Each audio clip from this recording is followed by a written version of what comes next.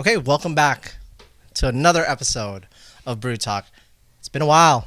Is it a very special one? It is a very, very special one. What's the word? Before we get into anything, I wanted to apologize for one of the videos that I have deleted or since deleted. It came off very arrogant, and of course, I believe everybody should attend a track day. I was very frustrated about a situation, and I should have listened to my team and not just go off on a tangent and post it. I typically do not post from my phone, and I apologize. I love track riding. Anybody that knows me knows I love track riding. I just got my yellow plate license to race, and it's something that I enjoy doing with my friends, and I've gotten all of my friends at least onto the track once, right? Yeah. And you know, it's one of those things. I made a mistake, and I am so fucking sorry. So before we continue, I just wanted to say sorry to everyone. This whole thing has turned into something that I never intended. I was given information that I believed to be truthful, and my intentions were always good. Everyone is entitled to their own opinion, but that doesn't always mean that what's put out on the internet is the truth. And I apologize sincerely for being part of the problem. The women you're about to watch just wanted a platform to be heard without judgment. Again, I'm sorry to the motorcycle community. Fucking dickhead. Welcome to Brew Talk. I'm going to introduce some of the guests. Today, we have Nick, my buddy, good buddy Nick. Yep, good to be here. Yeah, a.k.a. Detour. Only when it counts. We have a friend of ours, good friend of ours for a long time, V. This is your first time. Welcome. Yep. He's always behind the scenes. Yes, you are. Yeah, usually. Yeah. And then we have Nasty Nate. What up? Nasty Nate. How are you, man? I'm good. Good? I can't complain. Can't complain? Same All shit right. every day. All right, okay, cool. And of course, we got my good buddy, Storm 6R. Hello. I'm mature now, guys. 100 men, one girl. New haircut, new man. No more crazy jokes. Got the dad vibes going on right now. Dad, congratulations, by the way. Thank you. Having a baby girl. You guys can guess. Can you give us like one letter so we can guess some names? Because they're trying to surprise everybody with names. It starts with a T. Perfect. Well, MT07? y'all can guess down in the comments below what Storm's baby girl Is it name gonna is. be Teresa so she can be closer to your name? No. Damn. No. Tyresa? Okay, all right. That's enough. No, can I say no? We were gonna do Storm, but then I told my fiance about what you were saying. Like, oh, is it gonna be Storm? Wait, no, it can't be Storm because Stormy Daniels. And I told her that, and she's like, well, we can't do that no more. Sorry, dude. Sorry. Let's go ahead and get into it, man. Sorry. So you got the storm, but then you can have the Misty. Mist? Anything's possible. Oh yeah. Let's just get into it. What do you guys think of what I did? Of course, most people have the thought process of Don't give it to me soft, bro. no. Just I'm give it to getting me. there. I'm getting there. I wouldn't have done that, but knowing the reasoning behind, like the behind the scenes stuff that went on and goes on, I understand. Which is why I didn't be like, "What are you doing, bruh?" I saw it and was like, "Well, it's about time. Makes sense." So I understand. May not have been the best route. There's other routes to take, but I understand. That's the biggest thing. Is if we know you, well, we understand where you're coming from. So it's not like out of pocket per se. It's just a little confusing on timing. But other than that, it makes sense. I wouldn't have done it that way. Plain and simple. I keep hearing that. I probably would have. Like the initial thing about what you said about people going to the track and Influencers. yeah, like and them just doing what they do. Yeah, I don't know. I would have said it like you said it, because the people who got offended by it they got offended for a reason. You know what I'm saying? And the people who didn't get offended about it are the people who don't ride like that. That's a fair point. Yeah, that's fair. You saw it? Did you see it? Mm-hmm. What do you I did. think? Honestly, I mean, I disagree with a lot of what these influencers say, but they're not 100% wrong, right? And in terms of your response, he's a 5-foot Filipino dickhead. You know what I'm saying? Yeah, it's just adobo. You know what I mean? But like, I think what Nate was saying is that behind the scenes, like we know you, right? Other people from other states or across the coast, they're not going to know who you are. They only see adobo. You know what I'm saying? But like, I think even behind the scenes, you're a straight up person, right? And so you don't sugarcoat anything. And I think that's the reason why, we're pretty close to you. You know what I mean? Like you'll tell us what it is. And then it seems to me like a lot of people can't take What it is. You know what I'm saying? Like straight to the face, right? Whether they believe they're big influencers or not. You know what I mean? It's just the world that we live in. You just gotta deal with it. Storm, anything to add? I agree. I agree with a lot of the stuff that you said. The delivery might have been a little off, but I can also I like understand like both sides of the fence. Like I understand like how the influencers are taking it, and then I understand like where you're coming from, and I think a lot of people took it the wrong way based on your delivery. Like I had a lot of people message me and was like, yo, like what the fuck is going on? And I'm like, listen guys, it's all in good like intent. Like there's no ill intent behind it. I just think his delivery is just a little off. So I might just give it a bit, and then he'll probably come around and like change it up a bit. Maybe he just didn't have any lumpia. You know what I'm saying? That's why. I do be getting hangry. I think He was the hungry, delivery- that's what it was. I think the delivery, yeah, that could definitely be a thing. If he was hungry, yeah, definitely. No, I think the delivery was great. Yeah. The thing is, we didn't know kind of like where it was coming from. It was kind of like everybody's getting like side blinded by this, And I think like building up the backstories of like what happened was kind of an important part that was skipped. Yeah, it was definitely skipped. And I mean, at the end of the day, of course, we all see the end product, but we never get to see the like what makes the sandwich. Yeah, people who were like really paying close attention probably knew. Yeah, and they didn't ask any questions, and they're like, makes sense. But like a lot of people didn't know how the sandwich was made. So yeah, I mean, even myself, like I wasn't paying a lot of like super close attention to it, and I was kind of like, what's going on here? Yeah. So, yeah, I appreciate that, and I agree 100% wholeheartedly. I apologize for my delivery. My intent was always good, so we should make the sandwich. yeah. Let's do it. Most of the pieces. I had known about this influencer track day before it was called Smira. My buddy Zach, y'all know him as Why Not Ride. Or why not Zach? Right now. Oh, Why Not Zach now? He was Why Not Ride back then. He DM'd me. He said, "Hey, I'd love to invite you to this thing. It's a track day. A bunch of influencers are coming, and I'll post the stuff here." But I was like, "Yeah, I was down, dude. You all know how much I love the track. Yeah. Come on, Yeah. man. Yeah. I love track riding. It's my thing. Like when people were coming at me, like, why is this guy giving advice on track riding? He's never been on the track. And I talked to my wife, and she was like, just show them. Yeah. Go back to the track. Seems I was fair. like, okay, I'll go back to the track. So of course I was gonna do whatever it was. Like I was interested in doing it, and then I said, just keep me in the loop. A few months later, I see him in Thailand. I was in Thailand riding motorcycles. Me and Abel went. We had a podcast episode about that. Yeah. And I see Zach, and he's like, "Hey, what's up, dude?" And he pulls me to the side. He's like, "Hey, man, you got to come to this. It's gonna be sick." And I said, "Heck yeah, dude." And then he's like, "Yeah, we're thinking about Yamanu might come, and Brian 636." And he's naming off all these people, and then of course he says, and he says this. He said, "Yeah, of course." And Max Risk, but we know his reputation. But who cares, dude? It's gonna be tight. And I have a history with Max Risk. Yeah. You guys might know. Oh yeah. Yeah. I knew for a while. And as soon as I heard that, it was a no in my mind. It was a no.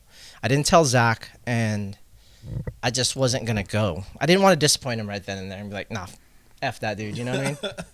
But yeah, that's how I felt. And here's a little backstory. Before all the stuff that came out about Max Wrist, I knew about it because somebody had told me about it. And I went and did the rabbit hole thing. It's not that hard to find. No, it took me less than 30 seconds And when I tried to find the information. yes. And I was frustrated. I actually sent them a DM because I had been talking to the editor at the time. He goes by Maxi now, Mad Maxi. And the response that I got was, any publicity is good publicity as far as we're concerned. Right? Might not have been like exact, but very, very close to that because I can remember it. Like, you can remember these details. Yeah. And I said, okay.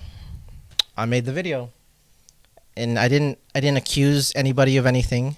I just asked questions, and it's, is it true? Da da da. Sent the video to them. No response. I said, cool. Just leave it up. Started gaining traction. That's when they started reaching out to me. Said, hey, can we get on a call? At that point, it's like, dude, I gave you an opportunity to clear it up before I did anything. Just to say anything. 100%. I gave you an opportunity to clear it up before you said it. Anyway, it blew up into this thing, and they've been trying to get me to take it down. They tried everything that they could to take it down. They reported it. Everything. Nothing happened because I didn't say anything. Yeah.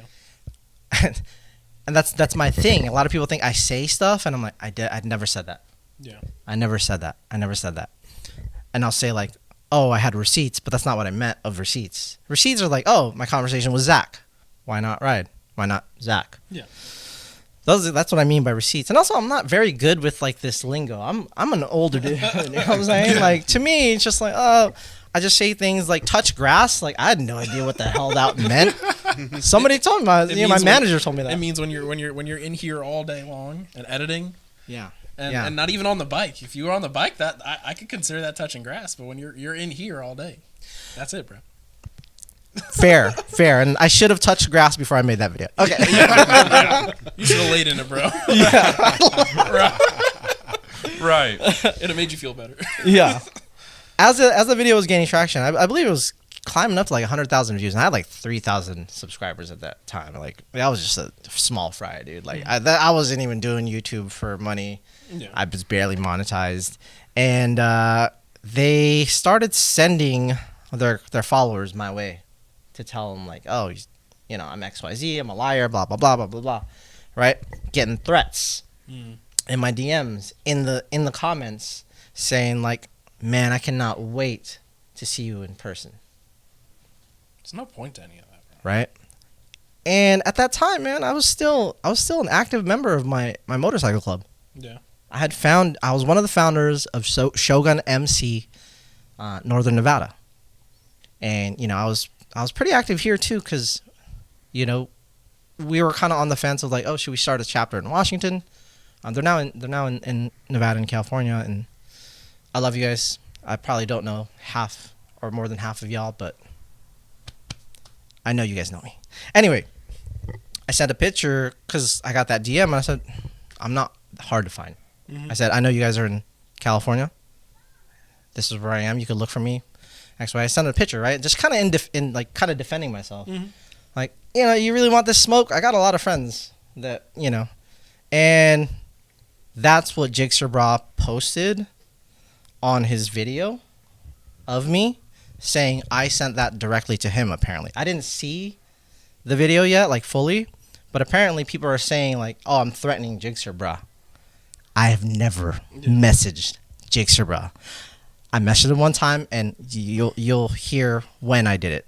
Okay. I don't know if he said that you sent it to him directly, but he definitely alluded to it, and that's definitely what everybody saw. That's what everybody's telling me right now too. Oh, you're threatening him. I mean, hey man, go find Shogun MC and let me know. Y'all find him. Go ahead. This is a long time ago though too, right? This was a long time ago. Yeah. So 2013, 14. To like what's going on right now. No, not at all. To bring Not it at all. up it's kind of like It's shady. It's fake. they make up these stories. They made up that story, Mhm. and this is the truth. And if you want, I can go back and find the receipts. Just but- look at the picture. You look like you're Yeah. like 5 years younger. Come on, man. Okay, so that happened, and then ever since then, me and Max Riss have been just kind of dodging, like avoiding each other. Yeah. I think 2 years later, I took the video down because I didn't want to be known as the guy that like exposed Max Riss's his business. baggage. Yeah. Whatever At his the end of the business. day, everybody said I was wrong, and guess what? I was right. Oh yeah. The truth came out. But I just got off a phone call with Mad Maxi, and he explained a different side, which, again, I'm not here to accuse anybody. Max Riss did plead guilty, and whatever his reasonings are for pleading guilty, those are your reasonings. And I want to squash this beef right now. Max Riss, Eddie, Eugene, I got nothing against you, bro. You know, it's people make mistakes. Yeah. The past And is the past. pass is a pass, and I'm done, right? Yeah. Right now. But when the first Smira track day came about, you called me out. You know, you said a lot of condescending things. Oh yeah, because I remember when when we saw that, it's like, you're not there. They're calling you out for this track day, and you're like, what? No, I don't want to be a part of it for reasonings other than the track day itself. And we're like, okay, that makes sense. Yeah, and it's not that I didn't want to be at the track. Yeah. I love the track, dude. Yeah. I love We it. went to. I mean, I went to at least 7 track days last year, and you went to more than I did. I dragged you to California to ride the track. Yeah, literally to California. It was fun as hell. It's fun. I love the track. So, of course, I wanted to be a part of it, but not with him. And now you guys know why. Yeah. I remember when he said that, and I was like, should I even tell you? Should I even message you about it? Yeah, it was I'm one of like, those things. That's not worth my breath. That's probably not worth it for even him to hear. Yeah. But I overheard somebody else like telling you about it, and you're like, I don't care. I think it was. It might have been. It was either Robbie or Ellis. It was Robbie. It was, oh yeah, it was Robbie. Robbie Yeah, started mentioned it, He's like, and I told him, I was like, bro, like, because he had came up at some point in time, like when we were talking about something else, and you're like, yeah, no, like I don't want to be associated. I'm like, when my friends do it, like, send me shit, you guys don't do it.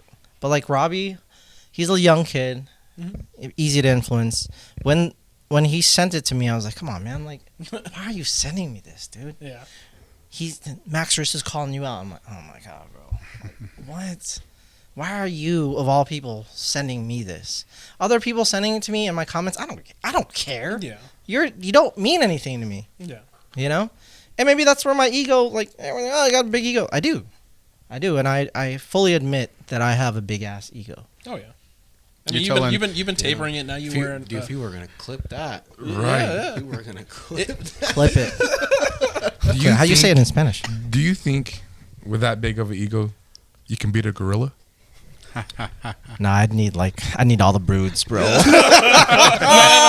You're on your own with this one. I don't know about. I mean, a gorilla. hey man, I ain't gonna step out, bro. I'm gonna don't handle know. business, bro. I don't know about a gorilla, but he could definitely beat 100 men. If I go against that gorilla, I'm wearing my airbag. yeah. But when I realized that you were able to humble your ego was after you got into the crash at the track, and you're like, I should have wore that damn airbag. You're like, I literally, you said I thought about it, and you're like, I should have done it. You're like, my dumb ass just did not want to wear the damn airbag, and here I am. The first thing my wife asked me when I said, she was like, "Were you wearing your airbag?" I said, "Nah." It was uncomfortable. I gave all these. It was uncomfortable. It's hot. And then you humbled your ego in that aspect where you're like, I should have just wore it. So we know you got an ego. Oh, my ego got hurt that day. Yeah, that was the only I'm part over there of you that was smiling really with 2 hurt. broken ribs, dude. And he's over here calling everybody else saying that they have a big ego. Calling the kettle black over here. Oh we all my know God. it though. We all know it. Yeah. So, It is. you know, the second smear track thing is coming up. Mhm. And I knew it was coming up. Yeah. I'm getting, DM, or not DM, getting comments on it. And we also know people in Cali that let us know, like, Yeah. oh yeah, like this is going on. Again. Yeah. Mm-hmm. And again, I talked to Mad Maxi. He really wanted me out there. But, we just couldn't come to an agreement after a few things that we'll discuss here further.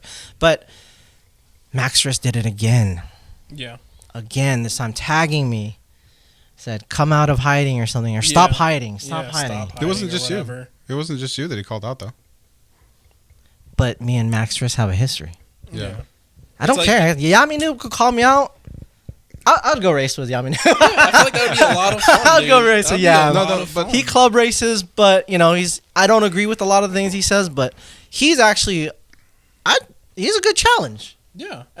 He's a club what- racer, bro. Let's go. What I'm trying to He's say a yellow plate. is like he was calling out people who weren't going to go to this event. Basically, is what he's trying to get people to go there. And if you look at the people who is calling out, those are the people who don't want to be involved with those kind of people who were there, who were going. Fastlane D, Yami Noob, and a couple others that Yeah. he name dropped. They were all quiet, and you were quiet as well, Mhm. for a reason. Yeah, he had pictures of us. Said these guys are slow, these guys are scared, and I was on the scared list. Well, And at I least got he a- didn't say you were slow though. And I got a big ego. Hey, like I said, at least you aren't slow. He He put took you the in the bait. scared list. He took the bait. A lot of my friends, especially in the industry and like business relationships, are like, we love you, but to your own detriment. You're unpredictable. You are, you're very scary. Well, like they started coming after you more personally, right? That's what Yeah. it's what happened. It's kind of what led And up and to it this. wasn't the first or second time that we've heard like that he's dealt with this. That was the biggest part. Mm-hmm. Like leading up until this point, it wasn't like, oh, this is the first time he's hearing of it. Mm-hmm. This is like the 7th time you hearing of it, and you're like, I'm over this, bro. Leave me alone. 100%, bro. 100%. Because you even said that. I was like, makes sense. It Dude. honestly makes sense. Even in that video, it's just like, look at my frustration. I have a lot of, I don't say a lot, but I have friends who are privateer racers, in, let's just say, Moto America, right? Mhm. And I had a buddy recently come up to me and he said, man, please don't take offense to this. I don't understand how you all can have these huge following and you don't have like any accolades. A lot of y'all probably have never raced, Mhm. and then we're over here like busting our butts, Put in the putting the actual work, winning trophies, crashing, getting really hurt. He's like, I just had surgery, I'm recovering, Mhm. and I took that to heart, and I was like, and then he was very kind of. He's like, I know social media is very difficult to do, Yeah. but also it really, like, he's like, it just, part of me is that. And I was like, dude, I really appreciate your honesty. And then I tell him, I'm like, it's just that we're more relatable. Mhm. That's it. And that's exactly what I told him. Is that the truth is we're just more, like, regular guys are more relatable than professional racers. And this guy's fast, bro. He holds records at the Ridge. Mhm. That's what makes him unrelatable. It's too fast for me. He took my Panigale out, and we made a little clip, and it'll be a video. But anyway, and it's not, and then I talked to other racers. Jake Gagne, he came up to me and he's like, I love what you do, man. I love what you do. Again, I didn't really know who he was until after our conversation, after I made fun of him for riding Jigsters. But he's like, yeah, I love what you do. People don't do that. Like, just how to use a rear stand, dude. That's so cool, man. Keep at it. Yeah. I'm a huge fan. Like, coming from somebody who won Moto America as a superbike, bro. Yeah. Yeah, a couple times apparently. That's what he told me. Yeah. He kind of rubbed it in my face, and I was like, "Oh, you're kind of fast, bro." just a little. Before was you that? met him, you felt like you was somebody. Before I met him, I didn't know who he was, dude. He just came up to me, and I'm like, "What's up, man?" But that I feel like that stems into the first grievance that you had with the whole smear thing. Was the fact that it was what does it stand for? Social media influencer racing And correct me if I'm wrong. This is association. Wait, sorry. did you say racing? Racing association? So there's Wait, so there's CRA, racing right? There's association. CRA, which is California Racing Association, and then there's CVMA down there, right? Which is Chuckwalla Valley something racing, right? I'm so sorry. My bad, my CVM guys and girls and everybody.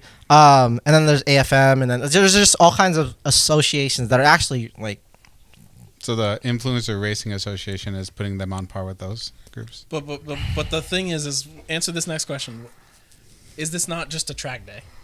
It is. Yes. So it's not a racing association. You don't have to get your license. You don't have to go through the classes. So let me go back. Let me backtrack a little bit.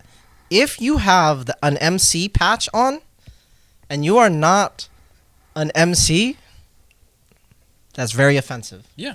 Yeah. That is very offensive. Yeah, because you're it's like you're cosplaying. And for the people that actually no, do cosplay that, is fine. No, but I'm saying it's rude. It's very rude. It's rude. Very It's disrespectful. rude. They people like earn their titles. Or earn their. They put in their time. You know? They earned where they are. One way or another. Dude, I have friends who run track days, and they're like, dude, we laughed at that shit so hard. Yeah. I'm in a position, like, I'm very fortunate that I have a lot of friends in the track and racing world, and they invite us to come ride their track days. They don't let me pay. They've given us motorcycles to ride. And we've said like, no, like we'll rent them. We'll rent them. We'll pay Like, whatever we nah. have to. Like said, we'll nah. do whatever it takes to enjoy the time like anyone else would. And when I'm hearing it directly from people that you will never probably hear it from. Yeah. That's where my frustration was coming from. And that's when I was like, what makes you social media influencers think you're so special? Right? And then I did this, and I do this all the time, and I look stupid doing this. I don't mean to be rude. Fuck you guys. I don't mean to but be he rude. he does do it a bunch, and he doesn't mean it as rude. He also just doesn't want to say it in a way of definitive. No, I mean, Yeah. I could tell when I first saw that you were also talking about yourself. Yeah. I could tell that. I was including myself in that yell. I said, I'm nobody special. Now, maybe that was just because I knew you. I don't know. Maybe I didn't But- say that, but I say it all the time. When people meet me, like one of the things that I like the least when people meet me is when they call me the GOAT. That is such a hard title to carry, because one, I'm like, there's these guys that are winning championships, traveling from east to west, loading up their bikes in a van, Yeah. funding it, Figuring out how to fund it. figuring out how to finding sponsors. It's a tough gig Yeah. because they're so passionate about this sport. Mhm. I'll be a goat. I'll call me a goat at talking shit. You are, bro. Accurate. Certified. Yeah. But Oh, gosh. it's a lot of weight to carry, and I'm like, and I either thank them, I appreciate it, and then I always say I'm not the goat. In fact, I say y'all the goats for supporting me. You know what I mean? So that's why that video came out the way it did, and I never, trust me, I believe me, like all these guys can vouch for me. You can, everybody that follows me that knows, I would never, ever think that track days is an exclusive thing. Yeah, no, never. I mean, you brought me to my first track day. Mine too. Yeah, Sammy. And So- I drag knee. You're just everyone's first. Barely. God damn. I'm just pretty sure everyone's you just first. took the You're fuck just off. everyone's It was first. enough, okay? It was enough for me to say I drag knee. All right. Yeah, Yeah. yeah. You look in my videos. These guys are proof, The proof like is in the walking, pudding. living proof. I promote safe riding. Yeah. I show you guys the gear that I wear. There was a little kid in LA that came to say what's up to me at JC's Oh, place. yeah. They're like, oh, he really loves you. And so I came out. And his mom was like, aren't you hot in that suit? Oh, yeah, we were sweating bullets. I was like the Bullets. only one with a suit on. Full suit. Yeah, because I didn't wear mine. Yeah, it's hot, California.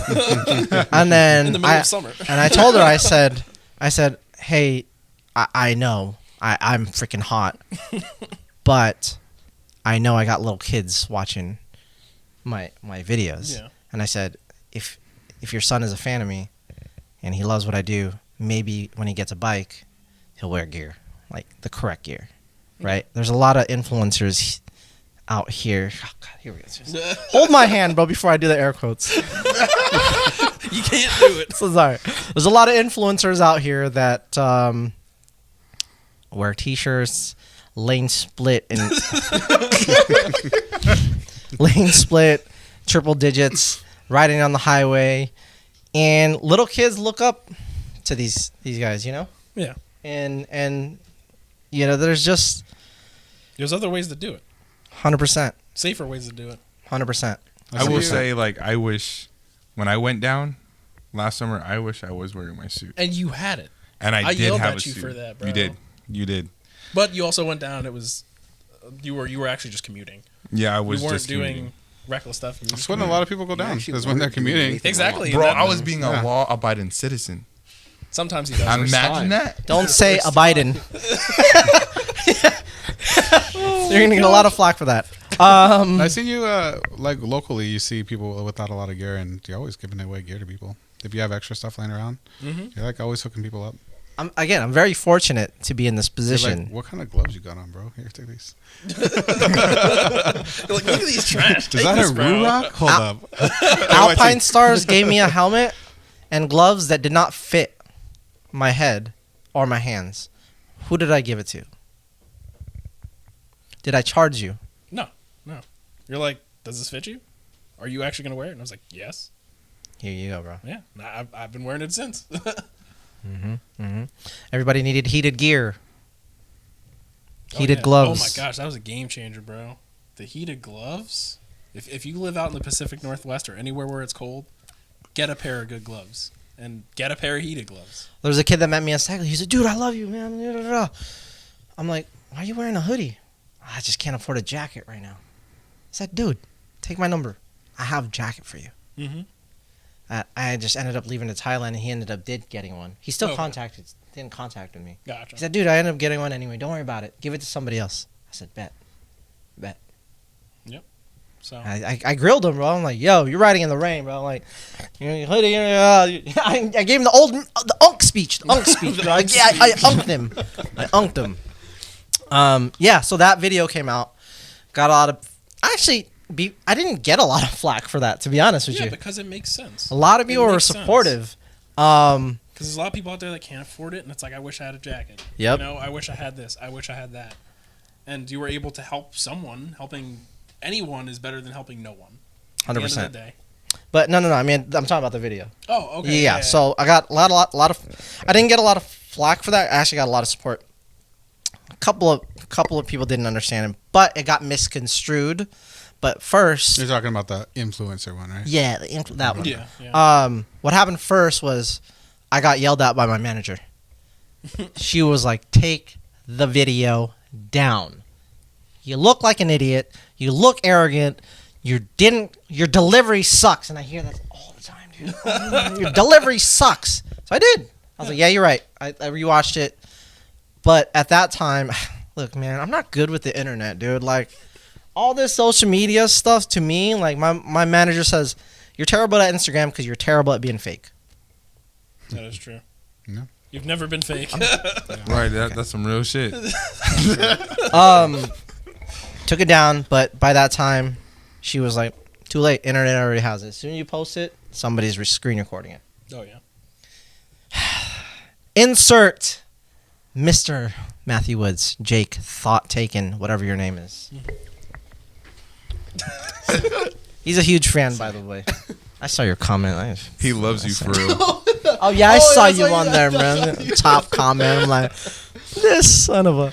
You know what's funny? I think you know how I said there's two different groups of people. I kind of feel like he's stuck in the middle. So see, like you have the Jedi and the Sith fighting, and you have Matthew Woods kind of in the middle. You're like, bro, don't go to the dark side. What are you doing? Like that's kind of how I Titanic feel. scene. Jack, come back. You were supposed to save. Got misconstrued, so I made a follow-up video of the deleted one, which I feel like It was better. yeah It was significantly better. thought about it a little bit more. You had some food. You touched some grass. Yeah, I took my own advice and touched some grass. But by then it was just kind of like, and I was ready to leave it at that. Mhm. And then Jigsaw bruh puts out a YouTube video. Not taking pretty much most of what you said out of Out of context. out of context. It was like, all right, It was kind of within context, but that's not what I meant. Yeah, no, it was his context wasn't bad, but he missed the point. The biggest thing was that he missed the point. Yes. Like through and through. It was like, what are you talking about? Right. So And I don't know where kind of like Yami Noob comes in on this either, because I kind of feel like he might be kind of tried to weaponize him against you as well, which is Yeah, absolutely. which is weird Yeah, I mentioned that because in, he was in silent the video. about this the whole time. Yeah. Yeah. Yeah, I mentioned that in my YouTube reply. I after that, I was like, I'm gonna make a YouTube reply video. Again, not very well thought out. I thought about it a little bit more, but it just the delivery was horrendous. yeah. The delivery was horrendous, man. And what do you guys think about everything that's transpired after that? I mean, What do you think of the Yemi, video? Yemi Noob had a good point. He was like if you were to have not known who you are and how you are, his take was pretty on point. But knowing who you are and how you said it and what you actually meant was two different things. So we can't say that Yami Noob wasn't wrong because how he saw it made sense to an extent. Like he wasn't wrong. We can all acknowledge that and be like, okay, that makes sense, yeah. But that wasn't what you meant. At the end of the day, like, people are allowed to disagree too. Yeah, everyone's It allowed to doesn't have matter. an opinion. You don't Yeah. have to be like, I'm not saying like Forcing it. what Yami Noob said. Nothing about that. oh yeah, I'm just saying what Jigsaw did and brought him on his video, took the Okay. clip, trying to weaponize him against you, and his video was it was more personal at that point, right? He's coming Yeah. after you. yeah. Yeah, because I had never said anything about Jigsaw like serious Yeah. like That's when it he became did to personal, me. right? Yeah, it got kind of personal. I Yeah. totally took it personally. What did you think? Did you watch Jigsaw's video? I did. I think the whole situation. Okay, I fully understand what Jigsaw is saying in his video, because his whole thing was, we're promoting the track, we're telling everyone to stop doing speed runs, to stop being stupid on the streets, and we're telling people to go to the track, get coaching, learn how to actually ride. But I think they were saying he was saying that based on how he took your video, Yeah. which I think that's how everyone kind of took it as like, okay, Adobo is saying that we can't go to the track, or it feels like we can't go to the track because these guys spent all this money, blood, sweat, and tears, breaking bones, Yeah. doing all this stuff to ride. So it's like, why? Okay, so now we can't do it, and I think that's the reason why Jigsaw responded the way that he did, and that's the reason why but also when I seen your video too, I'm like, okay, I know people are gonna take this the wrong way. I know how he's saying it, but my initial thought too was, okay, I don't like this delivery either, because I guess you could say the same thing about the NBA. LeBron spends millions of dollars on his body to after recovery and all this other stuff, but then there's like basketball associations with like kids and teenagers and adults who don't make the league or play pickup basketball. Like, we can't say like, oh, you guys can't do this, or this is a slap in the face to NBA players because they spend millions of dollars.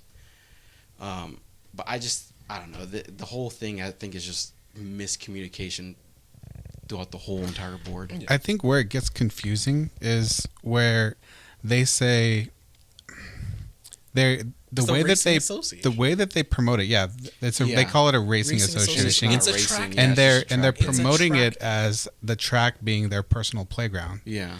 But when you call them out on that, they say, "Oh no, this is for education and safety." Yeah. It doesn't seem that What way. are you talking about? It doesn't seem You're that calling people out, saying that Right. you're going to pass them on turn 5. Yeah. Especially when, just to add to that, especially when the majority of these creators for years have been promoting the kind of riding that has not only gotten young kids, countless young kids hurt, they've gotten these kids killed. If you're And I don't care what you got. You guys can clip this. I don't care. Max Wrist, Jigsaw, everybody that participates in this and just kind of promotes, and that's your main content. You've gotten kids killed, and that doesn't sit well with me. Period. Yeah. If you're actually promoting safety, you'd be telling people go to California Superbike School, go check out Champ School. That's what you would be doing. I was like, He's literally done that. Hey, I have receipts. But that's the biggest thing is calling it a racing association when it is not anything to do with it. Like you said, if in the NBA and there's other associations, but it's actually an association. So like say I did like intramural, like I was in a league, an intramural league of some sort. National Influencer Basketball Association. oh, stop it. Yeah. So you're doing different things, but at the end of the day, if you're actually doing it as it would be, like say you're comparing the NBA to a local league, are they playing games with other teams that are doing all of the right things? That makes sense. Okay, you can call it that. Yeah. Yeah, there's Yeah. nothing wrong with that. 100%. But if you're calling something a racing association, you're not actually racing, and it's not actually an association, then that's where the biggest confusion comes about. Right. Right. Yeah, I agree. And that's where my frustration was. But again, going back to the things that they say and the things that they do are not aligning. And yes, people can change. That's great. I applaud them for wanting to change. But your track record says otherwise. And why would you think I would want to be associated with y'all? Yeah. I'm the one that's been doing it. Yeah. Harder than any of you that haven't been For a doing while. it. Y'all are new to this promoting safety game, man. Yeah. I've been Brand new. riding motorcycles for almost 20 years. Now you sound old, Damn. bro. I've been riding motorcycles for like just yesterday. And I've seen it all. I've seen kids get hurt. I've gotten hurt. Yeah. I've tried to mimic these guys that I looked up to, and I've realized it's not the way. Yeah. And when I started my social media grew because of all my jigster jokes. I realized I have a bigger responsibility to also promote safe riding. And I feel like I do that. And these people, he posted himself on a CBR Triple R going harder than the can. I seen that comment. Oh yeah, yeah. Yeah. How hard, Nate? How hard do you think I was actually riding there? Oh, like 50%. About 70. Okay, Yeah. yeah. Pretty close. I mean that's our general rule for our group is nothing It probably- over 70 it probably unless you're at the felt track. like 70. Like to us, Yeah. seeing you because we ride with you Yeah. a lot, we see you as 50, but you probably felt like it was 70 because it was like your first time on the Yeah. bike. Yeah. yeah, true. And And then you I did the understand top speed run on it at Helen's, which is fine. that. Yeah. Right? It is what it is, and It's I did just a it straight again. line. There's no Yeah. one out there. Yeah. There's absolutely no one out there. I'm not putting anybody else's life at risk. Other And than I don't yourself. care what y'all say, car versus bike win or bike loses. You can still hurt somebody else. hurt somebody on a motorcycle against a car. Yeah. You can still do it. You hit The a people- passenger door, you could The kill people that somebody. you hurt the most, though, are the people who see that and then go try to imitate you, especially when they're like brand new to motorcycling. Yeah. And again, like, I feel a response. If you guys want to imitate me in the canyons, then you know what to do. Wear your airbag, Yep. Wear your suit. suit, Gloves. boots, gloves, and also get a bunch of track experience in. Because if you don't know how a motorcycle turns, which I've made videos on, Yeah. if you don't know like the Mechanics. the physics and the mathematics of how a motorcycle works and how your body works in conjunction with a motorcycle, I can confidently say you have no idea what you're doing. Because I had no idea what I was doing until I learned all of the physics and stuff behind it. Yeah. Yeah, it took a bit. Took Like, a bit. Like once you find out, it's an eye opener. It's a game changer, and that doesn't mean that you have to pay a lot of money for that. That means going to a class. Like if you go to a class, you learn a lot more than you ever will on the street. Yeah, well, and I know it's kind of a tangent here, Yeah. but like I know from me and Nate's standpoint, is everybody's body's different too. Yeah. Yeah. Like Exactly. it's just you can't just because somebody tells you, hey, do it this way, it doesn't mean that's gonna work for you. Yeah. So until you learn at least something, it's hard to say that you know what you're doing. 100%. And that I can say confidently again, you have no idea what you're doing until you can explain to me what the motorcycle is doing in conjunction with what you're doing with your body. 100% I can say that. If you can't explain it to me and I can't understand I'm just saying you don't know what you're talking about. Get on the track. not with an influencer, but with a coach. Yeah. 100%. Huge shout out to Dylan Code for teaching me so many things, and California Superbike School and all the coaches there for teaching so many things about motorcycles and how to ride a motorcycle, how to take an apex, how to exit, those are all things that I learned not from an influencer, but from somebody who has accolades, From a who has coach. coached champions. Yeah, they don't even have to be like a famous coach. No. There's so many people out there that know what they're doing. So just someone to watch you do what you're doing and give you feedback. That is the basic definition of coaching. Dude, I got lapped by. Excuse my language. Let me not even say that. I got lapped by a grandma out there. Was this before or after you dragged me, supposedly? This was. I don't know. But she was on a little 400. You know, I thought I was going around this corner pretty quick, and she just. Came around it for a Because second because time. she knows what she's doing. Yeah, She what knows would have helped exactly you? what she was doing. What would She have helped gave you you in a that kiss very on your specific forehead. scenario? She gave you a kiss on your forehead. You're right. She gave you some food to go after the track day, bro. Hey, she gave you grandma cookies Oh, my with some goodness. milk on the I side. really hope she doesn't see this. She put you to sleep for real. Yo, that's so crazy, bro. That's crazy. Yeah, that happened to me too.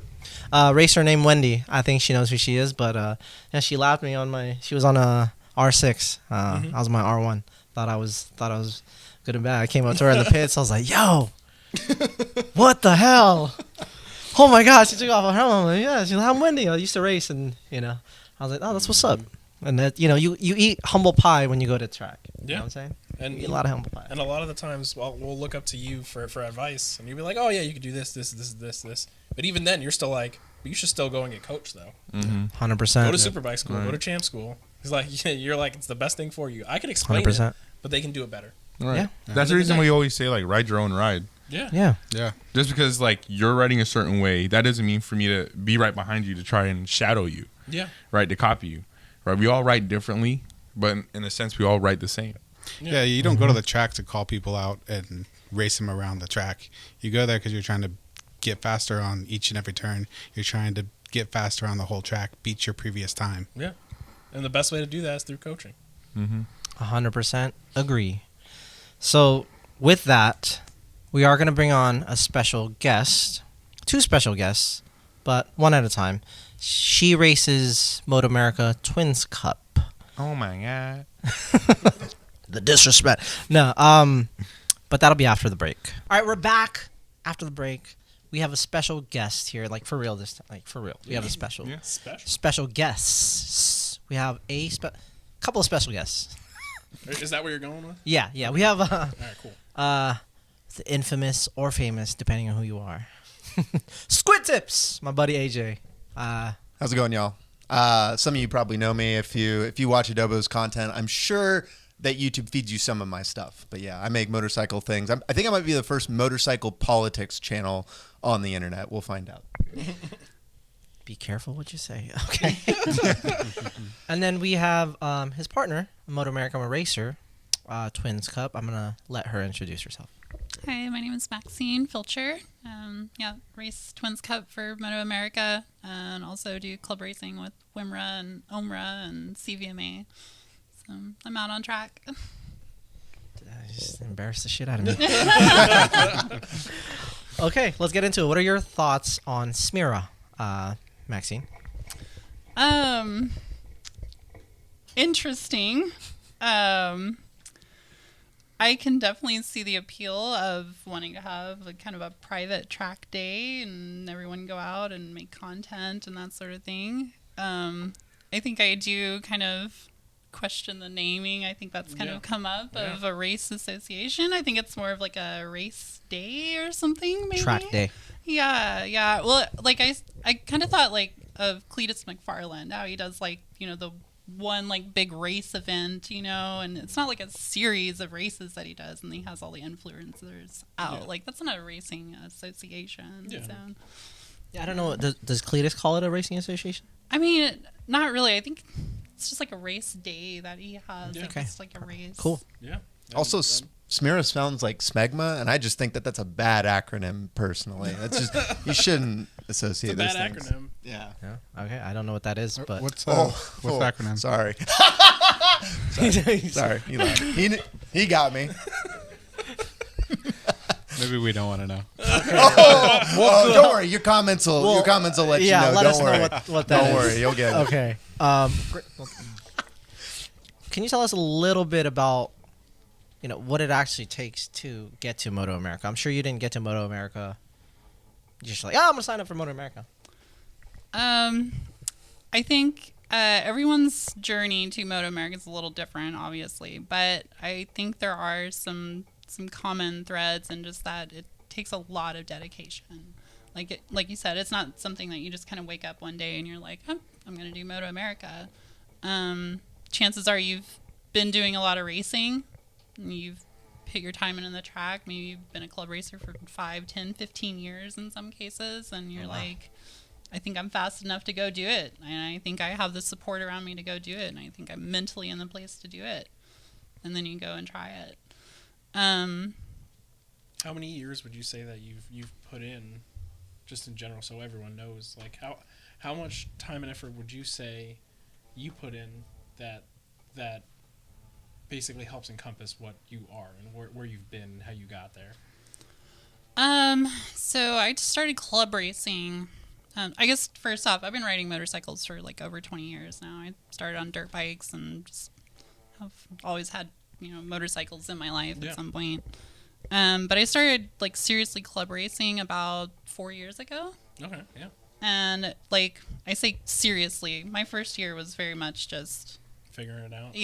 I'm on track. I'm very slow. I'm in the amateur group. I'm getting passed by And people. even then, you say very slow, but that's still very fast to a lot of people. Like a shit ton of people. You're still riding very fast. True. She true. smokes me on my R1M around the ridge. It's pretty embarrassing. Yeah.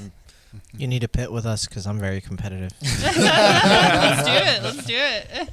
But we put in a lot of work just getting there, though. Like, not Yeah. just your riding. Like, Yeah. we had to go down to Chuckwalla. We had to spend a year at Chuckwalla. We had to go there every 30 days. We had to go from Seattle to California. And the first time was a 24-hour drive down there in a truck. And then we were like, okay, I guess we're gonna make this happen. And then we did that 6 more times slowly. And then we left stuff there. And then we had to start getting more parts because you crash eventually. And it's like, oh shit, like we need to buy thousands of dollars in parts and just to have them. And now it's not enough because she used to be the mechanic and I was just the dipshit recording video.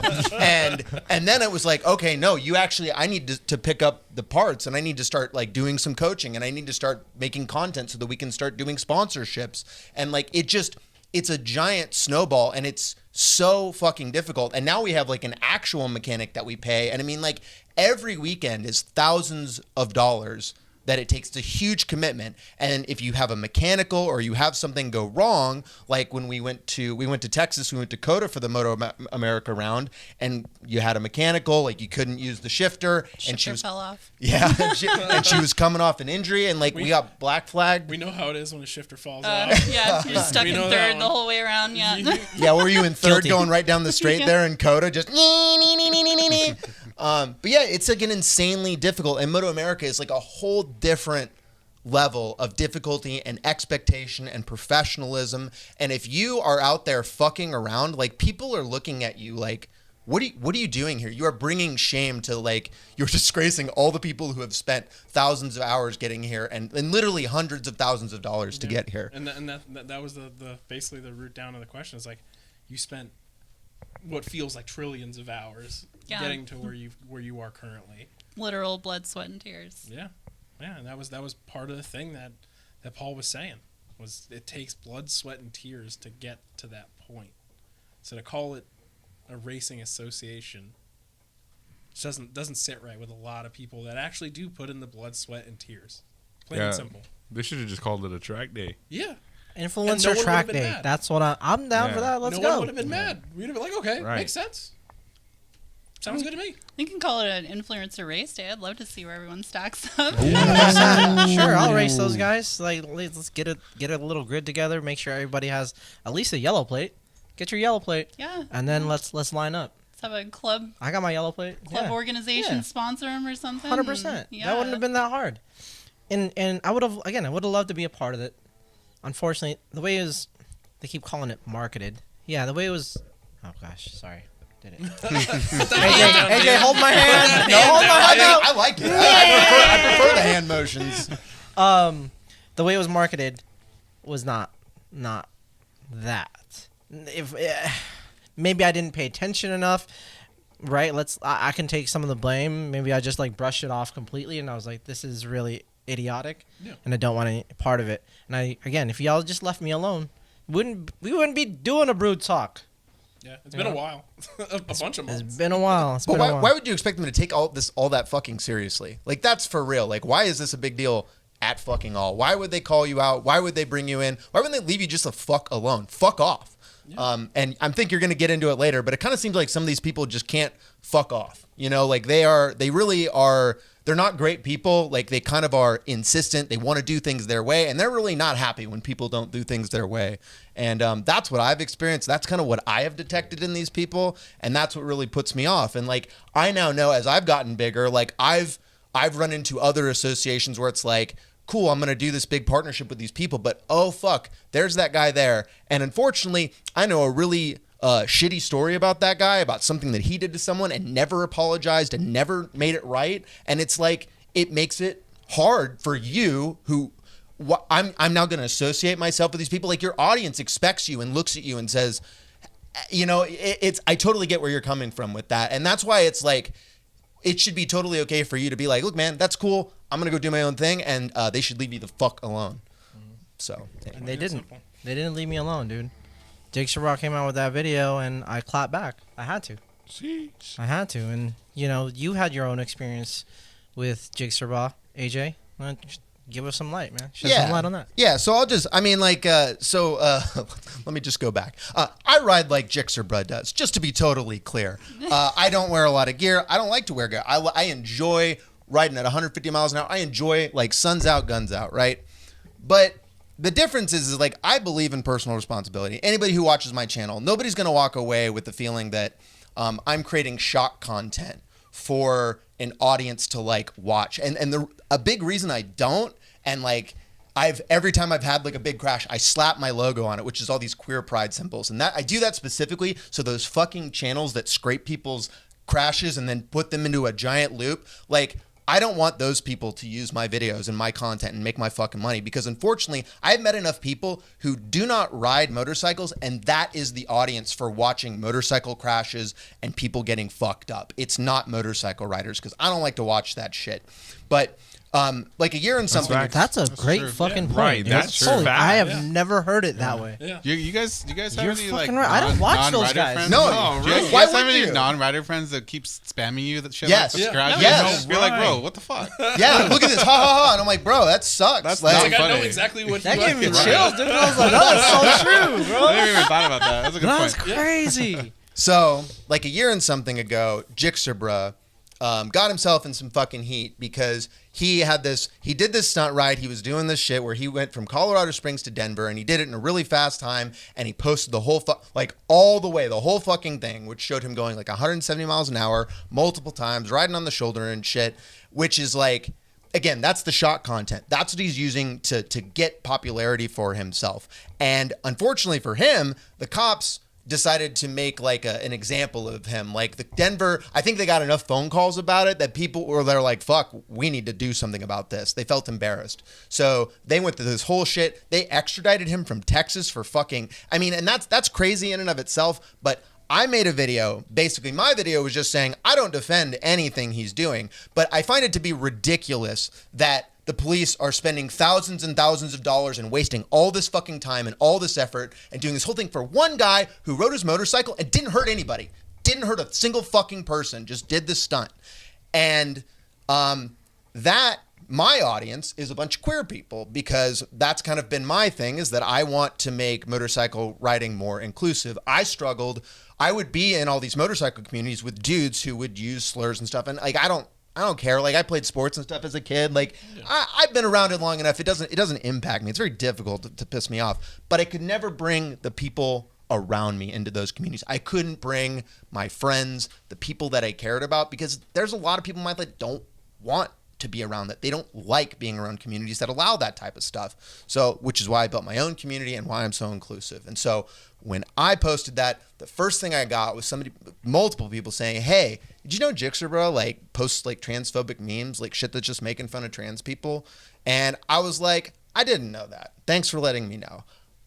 Next time something comes up, like, give me an example. You know, I just want to see it for myself. I want to know it's a fact. Like, not that I'm going to do anything about it. I just want to keep it in the back of my head because I want to know who I'm associating with and I want to know what they're doing for these reasons. It's like, it's relevant to you. It comes up as a content creator, as somebody putting yourself out there. And then I got evidence of it and I was like, yep, sure enough. Like, and I can post that. I saved it, you know, I can post it later, but it wasn't even funny. It wasn't even good. It was some fucking joke. Half the joke against trans people are just shitting on trans people for no fucking reason because they want to compare them to something else they don't like. Anyway, so I just kind of kept on that. And then when your shit came up, when you mentioned that like he was coming at you and that, oh, actually there's some things that maybe he was a shitty person to women in his life. Maybe he's got some fucking other things in the background. That just totally tracks with me. Cause I think someone here mentioned that they had seen my latest video, but I put out a video recently where I met somebody who specifically went to a drag queen story hour to disrupt it, to be a piece of shit to that person and ask a bunch of questions. And so I'm kind of sensitive to it. I'm kind of used to these dudes. And I realize that these dudes are just fucking liars. They're liars. They're projecting all their like negative aspects. Like they're just trying to like, look at this person. Look at this person. Doesn't this person suck? Aren't these people stupid?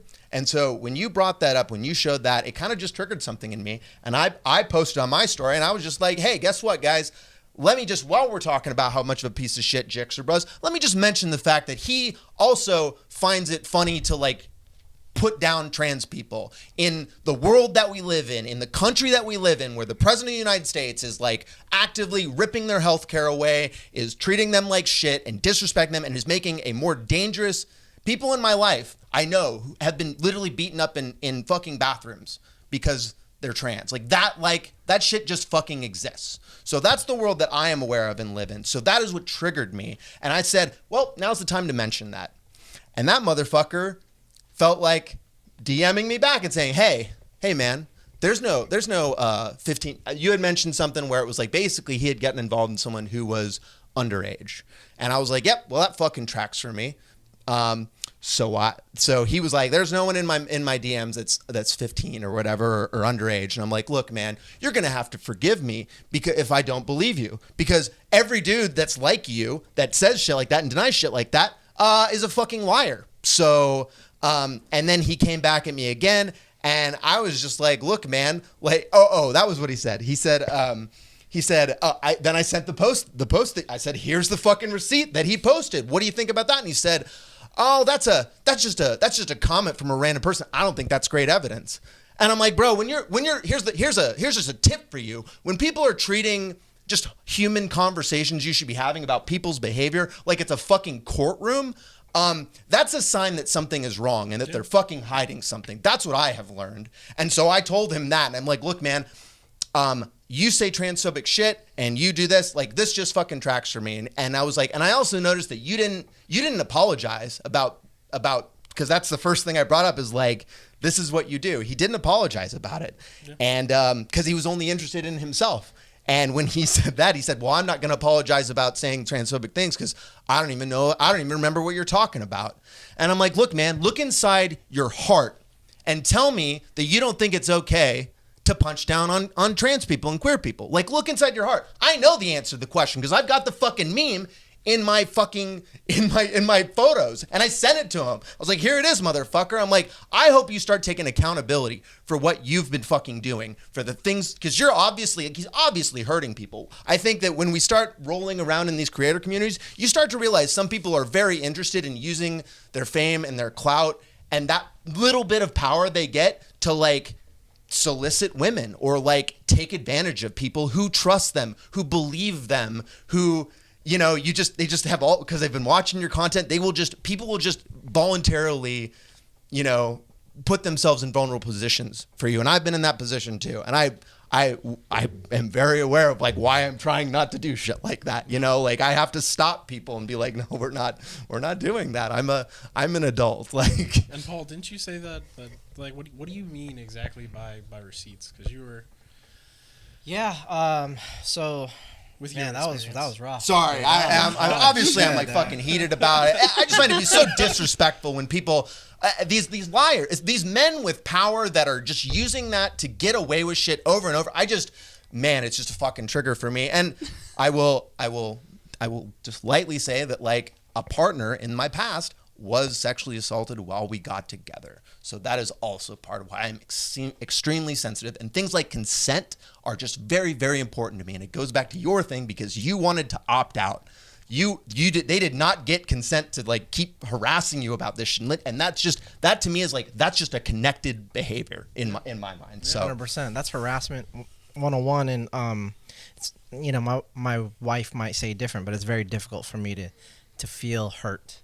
But your story just like whatever you just said, bro. Like I almost cried. It hurt so bad. And I hate to like make you all cry again, but the receipts that I was talking about was mostly about Zach, right? I didn't necessarily mean, but people have been sending me stuff about this Jigsaw Bra guy for, you know, the past 6 or so months. I made a video about his Colorado thing, and I gave my opinion on it. Because I figured, you know, that'd be a good video. People want to see it. It's kind of trending. And after I made that, I just kept getting, like, DMs from random people. And I don't really check my requests, but I would check them.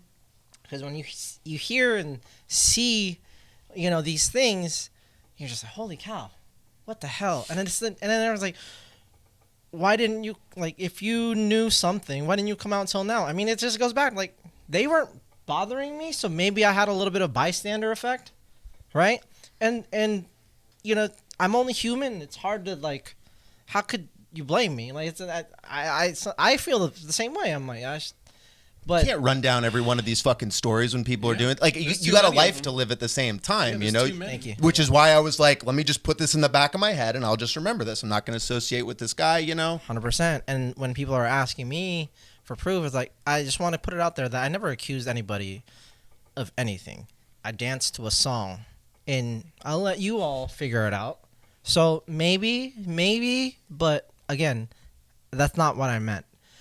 But after speaking to two people who wanted to reach out to me and talk about his character, this person's character, I changed my mind. I changed my stance on. I just have a different view, and you know what? Why don't I just let you guys watch the little interview between these two people? One was his ex-girlfriend. She said of 4 years, and then another one. She was actually in a video titled "Latina Acquired."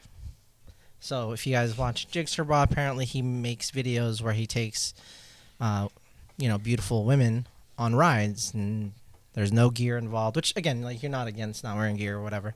But a passenger's a different story, to be totally honest. Like Yeah. me making the choice to not wear gear is very different. I just she 2-upped with me. She put me on the back of her Aprilia R660. I'd never 2-upped before in my fucking life. It's the V4. It's a terrifying feeling, by the way. But like I was in no disrespect. RS. Go ahead. Hold on. What was it? No, it was the V4. It was the It's also a personal choice. Yeah. And you're an experienced motorcycle Yes, rider. It's exactly. a personal choice. Where somebody who's not experienced, like, you need to make that choice for them. I would encourage someone I was putting on the back of my bike to wear gear, especially if they were not a rider. Like that's just a different story. 100%. You're responsible for that person. Yeah. So you're about to listen to two different stories. We're gonna run them down one at a time. So let's just get into it. Let's start from the beginning. Okay. Hi, my name is Destiny. Don't want to say formally known as Jigsaw Bra's ex-girlfriend, but I am Jigsaw Bra's ex-girlfriend of almost 4 years. I moved to Texas almost about 4 years ago. I met Rendon over at Instagram. I was 19, almost 20 at the time. Rendon was well into his 30s. He was, I don't want to call, should I call him Rendon or should I just call him Jigsaw Bra? whatever you want to call him. It doesn't matter at this Doesn't point. matter? Yeah. Okay. So I met Jixerbra. He slid into my DMs when I was around 20, and him and I hit it off really, really well. And this was before he was Jixerbra. He was still kind of Jixerbra at the time, but he was still kind of creating his following. He didn't have as many followers as he did now. Brendan worked in construction, and he was super cool, and him and I hit it off super well, and I felt so hard for him that I decided to move out to Texas and move out here and start a future with him. And when I moved here, everything was super good and everything was great for the first couple of months. And then when he decided that he wanted to make his YouTube career larger than what it, when he wanted to make his YouTube career bigger, he decided that he wanted to take off with it. He quit his construction job and he became Jixerbra and started making more content. And as time went on, I didn't really know him that well before I moved here. But as time went on, when I got to know him, I feel like the more famous you get, I'm completely wrong with some people, but, as time goes on and the bigger following you get, I feel like the bigger ego people get sometimes. Absolutely. So, I think I'm no stranger to that. So I understand. Yeah. Yeah, it's a good feeling. I mean, to have so many people supporting you, it's a great thing. I'll never forget watching so many people support him and love his content. And, the smiles that he brought to kids' faces whenever we'd go to bike meets. It was like the greatest thing ever watching that. But, yeah, I got to know him. And then, about a year into our relationship, I started getting to know more about him as a person, like through his family and his friends. And it just wasn't what I wanted. His ex-girlfriend before me was actually, I think she's a year younger than me. I could be wrong, but she could be around the same age. But I feel as if when you're going into your 30s and dating girls who are my age, it was just like a huge red flag. Because before me even moving to Texas, my dad talked to me and he was like, "Are you sure this is something you want? Moving with somebody across the country who's like 10 years older with you?" And I was like, "I love him. It's okay." But I was like young and you don't know better at that age at all, So, yeah, I was with him for about a year and everything like that, and then it was super good. And then as soon as his Jixerbra career started taking off, the worse it got. Him and I got into, really bad situations where he'd start hiding his phone. He was just hiding a lot of things. He'd be out super late at night. He'd said that he was going to go make a YouTube video when he probably wasn't making YouTube videos. Just was not fun. And then towards the end of our relationship, him and I lived together. And one night, him and I got into like a super bad, we got into a really bad argument. And that argument was just not fun at all. Him and I were just like super toxic towards each other. And then when we got into our argument, him and I had an altercation, and the altercation was really, really bad, and I cried, and, the altercation led to the point where he put his hands on me, and I have pictures of everything that he did. I have, bruises. I have, pictures from the cops of where he, put me up against a wall. I had bruises and cuts all over me at the time. And so I left in my best friend's house, and he had called the cops on me. And when he called the cops on me, he was first to report the incident. So the cops came to my best friend's house because he had my location. And then when the cops got there, they took pictures of me, told him that it was going to be a domestic violence case and that I was going to be okay, and that I could go to, a whole bunch of classes and I can get help and this and that, getting away from him. And I was like, okay, sounds good. But basically, he was friends with the cop that lives in the town that we live with, because I moved to the town that he's known the Justin cops for forever now. So the cop that he dealt with basically sent out a warrant for my arrest 3 days later and put me in jail. And yeah, I was in jail for a night. I got bailed out, and him and I had almost like a year to a year and a half long court battle with all of that, basically, where he threatened me all the time. We were broken up, yeah, the court battle was super messy. But basically, long story short, in that fight that him and I had, when he called the cops and everything on me, he had come home, and the week prior to that, I'll jump back a little bit. The week prior to that, he had met up with this girl named Sophia. It's his first. I was his first YouTube video where he filmed like like I'm on the back of his bike and we ride around. The second girl, her name is Sophia. I don't want to out her completely, but she was involved in all of this. She was the second girl. She's like a blonde, cute emo girl. And basically, while him and I were trying to mend our relationship during the breakup, or during the time that him and I were trying to figure everything out, he had been sleeping with her. And that's why I came home and got into a fight with him. And also, she was like freshly like 18, 19 at the time. So, yeah, that was no fun. So that's where all like the minor accusations and all that came into play. But yeah, him and I had like a 1.5 year court-long case after that. And basically, I went to jail, and that man blackmailed me for about 1.5 years after that. Yeah. Wow. What, if you don't mind, how would he... So it was essentially... It seemed like you two were just having a lot of altercations, which he also should have taken accountability, or possibly even reprimanded for, but he never did. Right. And yeah, and sometimes when people get away with things, they typically think they can get away with it again. Right. Yeah. It was not fun. He definitely thought that he could get away with it because he thought that he was the first person to call the cops. And he did some damage for sure being the first person. He tried to get 2 steps ahead of me rather than, trying to work out a situation. But yeah, that was super messy. So that was the first time that I had encountered anything with him being with other women. And then, yeah, so blackmailing me, basically, what happened with all of that was I had a felony, and our court documents and everything like that, they basically tried to press a second-degree aggravated assault charge against me. And that's a felony? Yeah, it's a felony. But he also put his hands on you, but he's claiming self-defense? Yeah, he claims self-defense. So basically what happened during all of that was he called the cops first and said that I hit him first, and that's why he retaliated back and hit me. So since he retaliated and put all those marks on me and everything like that, it was quote-unquote self-defense. So that's when I came home like 3 days later, and he had already moved all this stuff out because I had to beg the cops to literally tell him that he needed to move out of my apartment. We were both signed on the lease. I signed him onto the lease when he moved in with me, but since it was his apartment, he could technically stay, but then he moved all of his stuff out, but he was still on the lease. So I begged him to move out. I begged the cops to tell him to move out, and he did, thankfully. But then 3 days later, when I came home, I had cops banging at my door telling me that I was getting pressed with the second-degree aggravated assault felony. What was the results of the court case? It got dropped, Okay. thankfully. I hired an attorney. I paid a lot of money out of pocket to hire a really, really good attorney.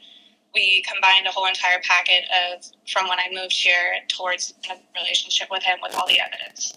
And then we sent off a packet to the judge. And I think the judge basically read it and was like, there's so much evidence, it'll go to court and, won't be good. But during all that time, too, he was threatening me, basically being like, if you don't sleep with me, then I'm going to go to court. Because they called him a couple times so my attorney tried to get court to happen quickly. And so basically through that, whenever they called him, he'd call me and he'd be like, hey, do you want to go to jail? Or do you want to sit here and sleep with me and figure this out? And I was like, what are you supposed to do in that situation when you're barely like 22, 23, and you just want to live the rest of your life peacefully? Like, I don't want to go to jail. Nobody wants to go to jail for the rest of their life. So, yeah, I got blackmailed for about 1 year with him and had to deal with that. And then closer to the end of it, I got a call from my lawyer, and he said that the case was dropped. So, yeah. Are you doing okay now? I'm okay. I'm not healed fully yet from all of it, but I'm definitely better than where I was. So. Yeah, it's a lot of So it's a lot of things to experience in your early 20s. It was a lot, especially moving here for a man that I thought I was going to live the rest of my life with. Yeah. Yeah, so. Yeah. It was not fun at all.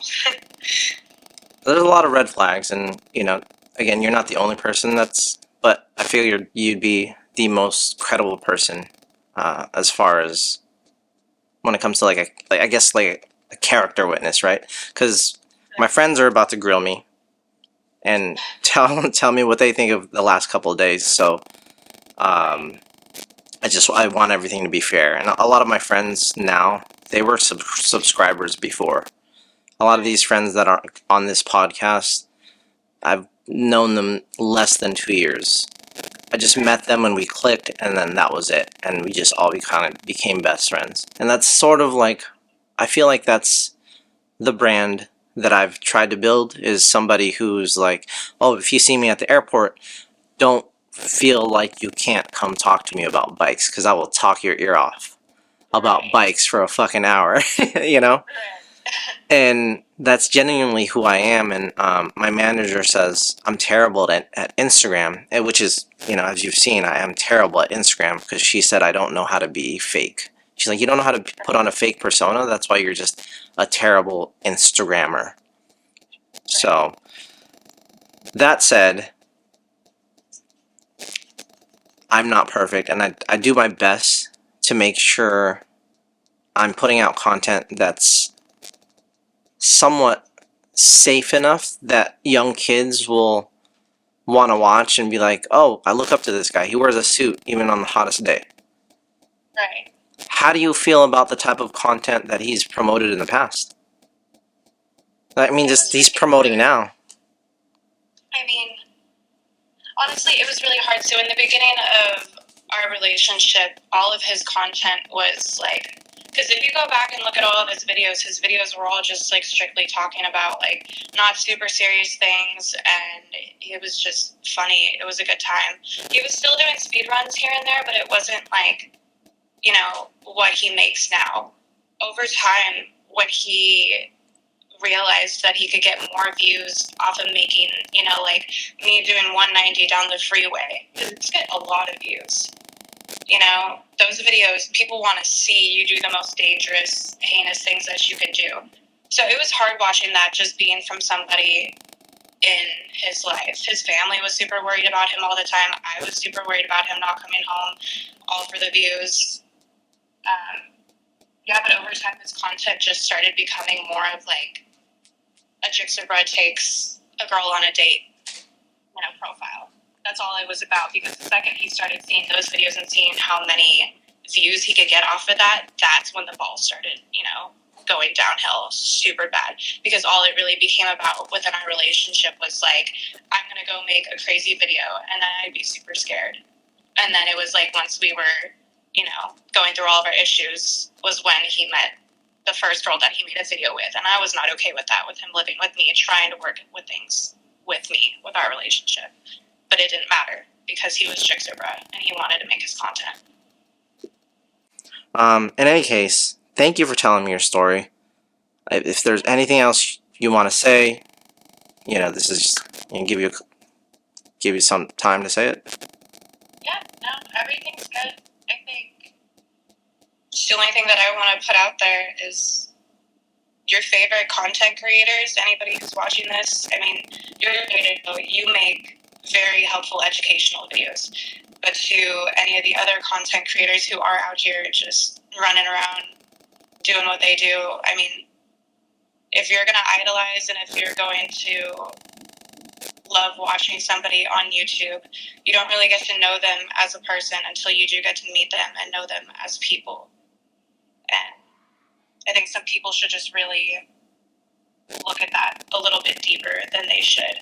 Because I know a lot of Brendan's following is great, and a lot of influencers' followings are very supportive. But sometimes the person that you're supporting really isn't somebody you should be supporting as hardcore as you do. He's great as a content creator. I'm not going to sit here and fully bash him 100%, but just in their normal human lives as normal people, sometimes they're not who they think. they're not who you think they are. So I agree. Well, thank you for being here. I appreciate it. I'm gonna go ahead and I'm gonna let AJ respond. I got a lot to say. Can I just get? Well, first off, let me just say that I'm really fucking glad that you are doing this. Hearing that story tells me that there's a lot of shit we don't know about. Again, my interaction with him demonstrates that he's just going to deny literally everything. And I just assume at this point he's fucking lying about every goddamn thing he said. But so that's why he's lying to me. There were things that I had evidence for that he lied to me. So it's like, I believe her story just wholeheartedly. And I think one of the big problems we have, and one of the ways that men like him get away with this over and over, is that society kind of just gives dudes the benefit of the doubt of stuff like this. If there's not proof, it's just kind of like, we want permission to not deal with it and not dig in. And that's why I want to thank you for doing this, is because it's really easy to not dig into this, but this really fucking impacted people's lives. This really hearing her tell that she had the cops called on her because he knows a cop. I mean, I totally get it, right? Because he's been stunting and doing all this shit in his area for so fucking long. And this is why I have problems with cops, is because cops aren't fucking normal people. They are super corrupt. They know that they can get away with shit. And when you make a buddy that's a cop, yeah, he'll fucking do you favors. He'll fucking make sure that you get out of shit. He'll call his other buddy who pulled you over. Hey, you pulled me over. Let me call my other buddy. Like, you'll get out of stuff by doing that. And so all of that totally tracks. And the fact that he knew to call the cops first so that he could start the process of this litigation totally tracks for me. And it is, again, it's a sign that he's done this before, that he understands this system and he understands how to game it. And that is the easiest way to get away with it, is you got to know the rules better than the other people. And the poor girl who moves away across country, moves away to go be with this person who I'm sure she felt totally in love with this guy, the version of him that he showed her across the internet in brief moments, but is not the version that he actually is. Again, he lies in his fucking Jixer Bruh video. He says Rendon's a totally different person, his fucking editor, when he was clearly locked up. And it's very much like he's living a dual life and he thinks he's fucking getting away with it. That's my kind of takeaway. Sorry. People aren't stupid. And I agree. I had a conversation with her afterwards, because I have kids that watch my channel and they love my channel. And, I asked them to keep it as PG as possible, as well as that way adults can understand. But she said, I was young, I was dumb. I said, what did your, and she said, I can include this if I want. What did your parents think? They were like, oh, they thought it was, they were not for it. They were not for it. And I was like, she's like, against my better judgment, I was just starstruck. And then I said, and then you just kind of stuck with it. And she said, and, I try to play the devil's advocate, right? Because this is what people they're gonna tell her. I said, so why didn't you just get out? She's like, I just felt stuck. That's easier said than done. Yeah. I know you guys, you guys have been together forever, but. I mean, we're not perfect, my wife and I, but, yeah, but 100%. It's easier said than done. Okay. I mean, she was living, she had moved somewhere, right? She had moved across country. There's like a shame to being like, I'm going to go with my tail tucked between my legs to my parents' house. After they told me I shouldn't do this thing. Yeah. Yeah, it is. And that's how abusive relationships, that's like an aspect that keeps people in abusive relationships. Yes. And something I understand, but not just who I am. It's not the first thing that I think of. And I'm learning a lot too through this process. I've never had to deal with this. You're thanking me, and I'm like, dude, I never even wanted to be in this, dude. I never wanted to be a part of this. One thing that you said was he's always deny, but that's only when he's asked. Yeah. That's only when he asked about it. If I was confronted with somebody who made these kind of allegations against me, I would come out publicly and be like, no, not true. That's not what happened. This is what happened. This is my side of the story. He never did that. Yeah, he doesn't even give his side of the story. I have yet to truly hear his side of the story. It's maybe just this time in private. It's just only denying. Yeah, I think he just wants to be swept under the rug. Yeah. It's damage control. It's absolutely damage control, and it's why. Let's go back to let's bring in someone. Yami Noob, when he fired Spite, he was all about like he had a whole explainer and he like brought him out in front of the camera and people were like, bro, this is gross what you're doing, and he pulled that shit down and he just doesn't fucking acknowledge it, right? He embarrassed the shit out of a guy. Yeah. Yeah. That was supposed to be his friend that helped him build what Yami Noob was. And he lost a lot of people's respect and he didn't acknowledge it. He demonstrated it was a transactional relationship. Just like this Jixabra situation where while the sickest part is her story about him blackmailing her or soliciting her and while with the litigation over her fucking head. Again, something I just 100% believe wholeheartedly and is just sick behavior. You know, I mean, like, I don't know what to say, like, other than like that person is a very, like, you lack empathy and care. And the fact that, again, it's like the way she described it, right? They were together and then suddenly the content changed and he needed to be like doing something different and everything was about creating the content and becoming Jixabra and increasing his fucking reach and like, and again, it tracks with this moto shit this moto racing thing, right? They don't want to let you out because they want this to be the biggest fucking thing ever. Because they know if you can bring your audience to and they can stress everybody into doing it, it's going to be better for them. It's about them. And we don't want to believe that people can be so fucking craven and like self-obsessed. But the truth is like in fame and power, like that is where those people go. I'm gonna add to that because I didn't know how to bring this up. I talked to Mad Maxie. You and those damn hams. Bro. And seems like a great person. He apologized to me about the Max Risk stuff. And again, he seems to be a genuine dude. His sister-in-law reached out to me. That's the only reason I gave him a chance. So if you're watching this, sister-in-law, I'm not gonna name your name. I kept my word. I'm gonna leave him out of the mud because, again, from what I heard from him, seems like a super generous, genuine person who just means well. Mm-hmm. Now, he asked. I explained to him what we were doing. I didn't go into full detail, but I said there's some things here that I just cannot unsee and I cannot unhear. I said I know these are your buddies, and I know specifically Jixabra. He said he's known them for a few years, and he said, you know what, man, people have already damned me, and I'm used to it. I said, but we can change that. I said, I will get your back. I said, I will come to. He's begging me like to come. Okay, I don't want to sound like you're begging me, but you kind of were. He's asking me to come to his thing. He's like, come on, man, there's got to be something. He said, what if I can get Jixabra to delete his video and maybe make a different video explaining something, and then you come out and then you and Max Risk and Jixabra just go at it. And I said, absolutely not, man.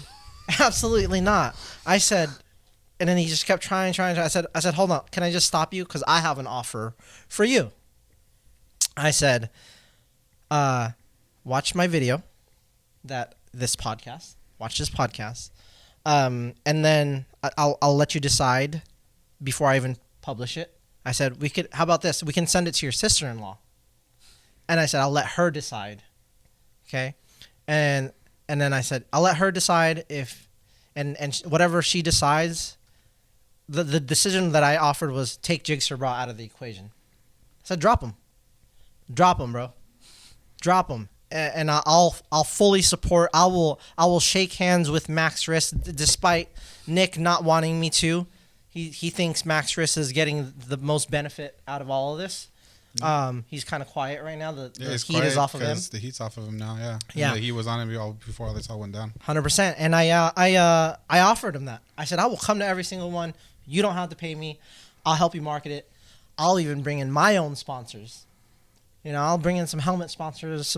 I started name dropping some of my sponsors. Dude, we could make this a real thing because I support the idea and the message and just everything behind like bringing street squids to the track. He said, I can't, man. The amount of pull this guy has, the amount of people he can reach. I'm like, I can reach those people. Imagine exactly if you dropped them and you agreed with me and like we came together. We can bring them together. You will no longer need this person. No, it was just a solid. And I said, well, it's a solid no for me, bro. we're just gonna have to agree to disagree, and and at the end of it, he's like, "Can you just please still send me the video?" I'm like, "I'll see, I'll think about it." But at this point, it's just like you're right. He told me it's not about the money. It's not. Come on, bro. Yeah. It's always it's all business. Yeah. I'm not It's all skimming off the business. top. Fine. Maybe you're not. Maybe you're not skimming off the top. But I just offered you a viable solution. I gave you a good deal, bro. Yeah. I gave you an opportunity. And again, before I came out after Jigsaw Bro, I gave him an opportunity. I had never DM'd him until he made that video about me. And I said, "Hey, man, I heard some things. Are they true?" Silence. Gave him a whole day to respond. Silence. I said, "Okay, let me ask the internet." That's all I did.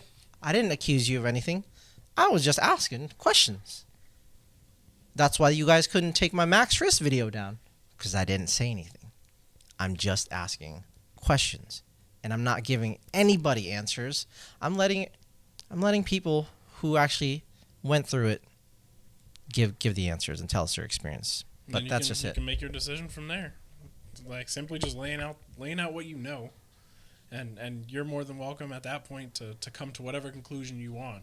But knowing the information, whatever information it may be, is better than just coming to a conclusion without knowing anything. 100 freaking %, dude.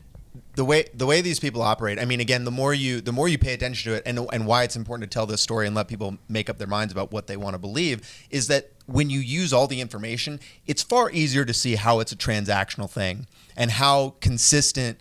Again, the more witnesses you get, you're like, oh no, this is a consistent pattern of behavior. This person is just a piece of shit. Like the way the ways that they're joking. Again, like the way that when you punch down on, I just keep saying, when you punch down on trans people, you're punching down on a community that is like one of the most shit on communities in this fucking country. It demonstrates you lack empathy. You lack care for even casually throwing shade at that community.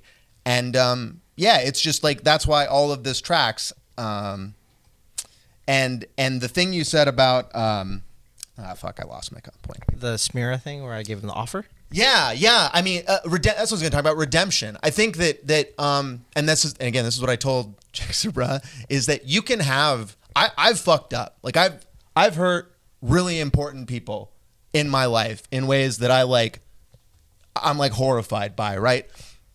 But the difference is that you have to acknowledge it, and then you have to start the process of working to repair. You have to work with that person to figure out what can I do to like make it up to them, and like what do I need to get my fucking head right so that I don't do this again. And there's just zero demonstration of any of that in these people because they're so focused. Zero accountability. They want what they want. They want the money. It's about money and clout, whatever fucking shit. And it's just so clear that when that motivation is driving all their decisions. And that's why I just fully believe these women, 100%. I gave him the opportunity. Maybe they don't believe that I can pull what I pull, but I've thought that was a great idea. What did you think? What did you guys think of that? My idea. Oh yeah, and I mean, I think one thing you didn't realize is it wouldn't just be you going in on it. You'd bring other people as well with influence with you. I said, dude, I'm friends with some Moto America racers. Well, the thing I can get them to come out. Also, people who think more in line with the way you think as well. There's a lot more than what we see that think in the same line. People who could actually teach other people things on the track, not just how to wheelie Plain and simple. and go fast in a straight line. That's kind of what I was thinking, just sitting here listening to it, of like, what is the group of people that you're ultimately attracting? Like what is the audience that you're bringing to it? Including some of these more questionable influencers. Like, is that really like the group of people that you want to bring together? I mean, I can't speak for everyone's motivations. Maybe that is, but it just seems like there's a lot of opportunity there to expand things out and bring other people. It's like if they really want to do good, then you're posing of, we'll drop Jigsaw Bra and we can work on getting everything right. And it's like if you can't sacrifice something that may hurt you, then you're not really in it for the right reasons. Like, are you gonna pick up a hot iron just because if someone tells you, hey, that's not a good thing to touch, there's other things you can pick up. Logically, you're gonna be like, okay, cool, I'll pick up the safe thing, not the hot iron. Like, they're doing it because they want to. If this was about safety, then Yeah, plain and simple. Yeah. Jigsaw wouldn't matter. Then it doesn't matter. If it's If- about safety, he is the furthest person from safe. Who's the closest thing I as mean, far as the relevant creators right now? relevant I'd creators, say between you, Chase on Two Wheels, Doodle, even Fastlane Deep does say I'd say warrior stuff. MotoJitsu. Yeah, MotoJitsu. Like there's a lot of creators that are there to support that. 100%. Plenty. Like if we're ignoring some of the people that are already there, so Matthew Woods, Max Wrist, and Jigsaw, they're not the worst, but they're definitely not the best. Like not by a country mile. And his idea was, well, the street squids are following Jigsaw Bro. Yeah. And he has that following, and that's our, essentially, he didn't say it like this, but I understand that's their target demographic that they want to bring to the track. Okay. And I said, fine, nothing wrong with that, right? Mm-hmm. I said, what makes you think that if we drop this person publicly, that we wouldn't trickle in some of those, if not a lot of those squids to our thing? Yeah. There's a bigger message here, and I mess with your message a lot, but you're choosing, like now you're choosing. Yeah, it's a choice now. Now you're choosing not to even consider my offer. So it's like, this video was never not going to come out, FYI. That was never my offer. That offer was never on the table. Not a fucking... But I gave him a good... I thought of it like, I'm a pretty quick thinker when it comes to business deals. I gave him a really good offer. I gave him a really good offer that he couldn't refuse. You know how hard I work to put people who do good in a spotlight and on my platform, right? I went to the Alpine Stars thing. I funded that whole trip, and only because it was about safety, Yeah. and they cared about safety, Yeah. and they came out with an airbag that would potentially Yeah. save people's lives. Yeah. I was like, I'm about that. Let's do it. Y'all don't gotta pay me. Yeah, we'll figure it out and make it happen. Let's It's do it. worth it at that point. Mm-hmm. And that's the bigger thing, is the message is much bigger than the three people that are making the main influence. He said, "We'll pay you to come out here." Da, da, da. Well, you got your bikes, and I'm like, I don't think you guys have. You guys don't understand. I can go to a track day and get a bike. Yeah, you're missing the point. I've gotten I ask track organizations if I can pay them, and they don't take it. Like, it's not about that for me. I like the message, but now you're just choosing not like it. You're To choosing me, to push the wrong message. the message didn't work. I hate to say it, but like in my experience, the reason that someone like Mad Maxi leans towards wanting to bring Jigsaw in is probably because he looks at him and sees connection and sees similarities, and he sees it as protecting himself in some way. And it's like, if I'm dropping this guy, I'm kind of like admitting Exposed. that the things that I do maybe aren't that great, and maybe I feel some personal guilt. And for Matthew, thought taken, because again, my community likes that guy. I really hope you think about this seriously, because if you're going to get connected with people like Jigsaw, who, a double moto right here, like this is going to be, this isn't going to disappear from the internet. So I think Jigsaw might not be able to do his classic, just I ignore this thing, but really think about that, because who you connect with, especially when you get higher up in these types of games, right? Like, I'm not the most popular YouTube person because of the type of content I want to make and choose to make. And but as you get up higher, people will not associate you. I would not personally ever do a business transaction with Yami Noob ever, because of what he did with Spite. Fair. You know what I mean? Like, I look at that and I'm like, oh, that's not a person I can trust in a business situation, not just turn around and fuck me over. And I don't have to hate him personally for that. I wouldn't watch his content, but that's just decisions that are being made in the background, whether you understand it or not. And that's just, I think, a really important thing to realize and think about. And as you're younger, you maybe don't realize that, whereas when you're pushing 40 like we are, well, I'm pushing 40 at least, but yeah. I'm 38. Okay. Oh shit. When's your birthday? July. Oh, I'm June. Fuck, I'm older than you. Fuck. Oh God. Oh, yeah. Okay. You're 37? Yeah. Fuck, I'm older. I'm pushing 39. Hey, Anyway. you don't look it though. Thank you. I get that a lot. All you And I gotta do do. I just- enjoy hearing it every fucking Then time. stop telling me you're pushing 40, dude. I would have never guessed. I would have never guessed. But I would never get involved in a 20-year-old woman for the same reason. Like 20-year-olds are just like, that's just like a different experience, you know? Like I don't connect with them the same way. Like there's just references they don't have. They lived in a very different life, and it's like to me, like I don't think age has to be the only thing. But when I hear this shit where he's like scoping on 19, 20-year girls, that tells me like you're looking for people who are not experienced, who do not understand. I want to chime in about Yummy Noob a little bit too, because I don't want to. He loves Yaminu, by the way. Yeah, I mean, Yeah. I think I don't. He's a great capitalist. He's a very good businessman. So I don't want to lump that in the same level as the things that we're getting into with Jigsaw Bro, because business is business. 100%. You know what I'm saying? And it's a business decision. We don't know what the beef was between him and Spite. So I do want to defend him a little bit on that. Devil's advocate, I Yeah. guess. But you for, did. for that specific scenario. Yeah. But you did mention redemption. And what do you think about redemption for Jigsaw Bro? Do you think it's kind of past that point? Bro, you gotta admit to what you fucking done. You don't. The first step to redemption is coming clean with everything you have done. If he did all that shit that she said, which I fucking totally believe, it's telling that story in a complete fashion. This is and his side, right? Like the way that she talked about, where she was like, we were getting in fights. It was a toxic relationship. Look, I've been through a divorce. I know what it's like to have a great relationship turn into something that you're just like screaming at each other all the time. That it's not good ever. But like not owning that owning it is the first step. But that's the hardest part. That's the hardest part. And so we can talk about the next steps once he does the part where you own it and you start being held, because it's also, you have to be accountable to your audience too. And that's what these people don't want to do. For the same, the max risk is like, I don't want to lose that audience. Yeah, he's not going to admit to anything because it risks his entire livelihood and this entire piece. So that's why the easiest thing to do is to continue to deny, ignore, not even acknowledge this. But that's why it's important to make it really difficult to do that.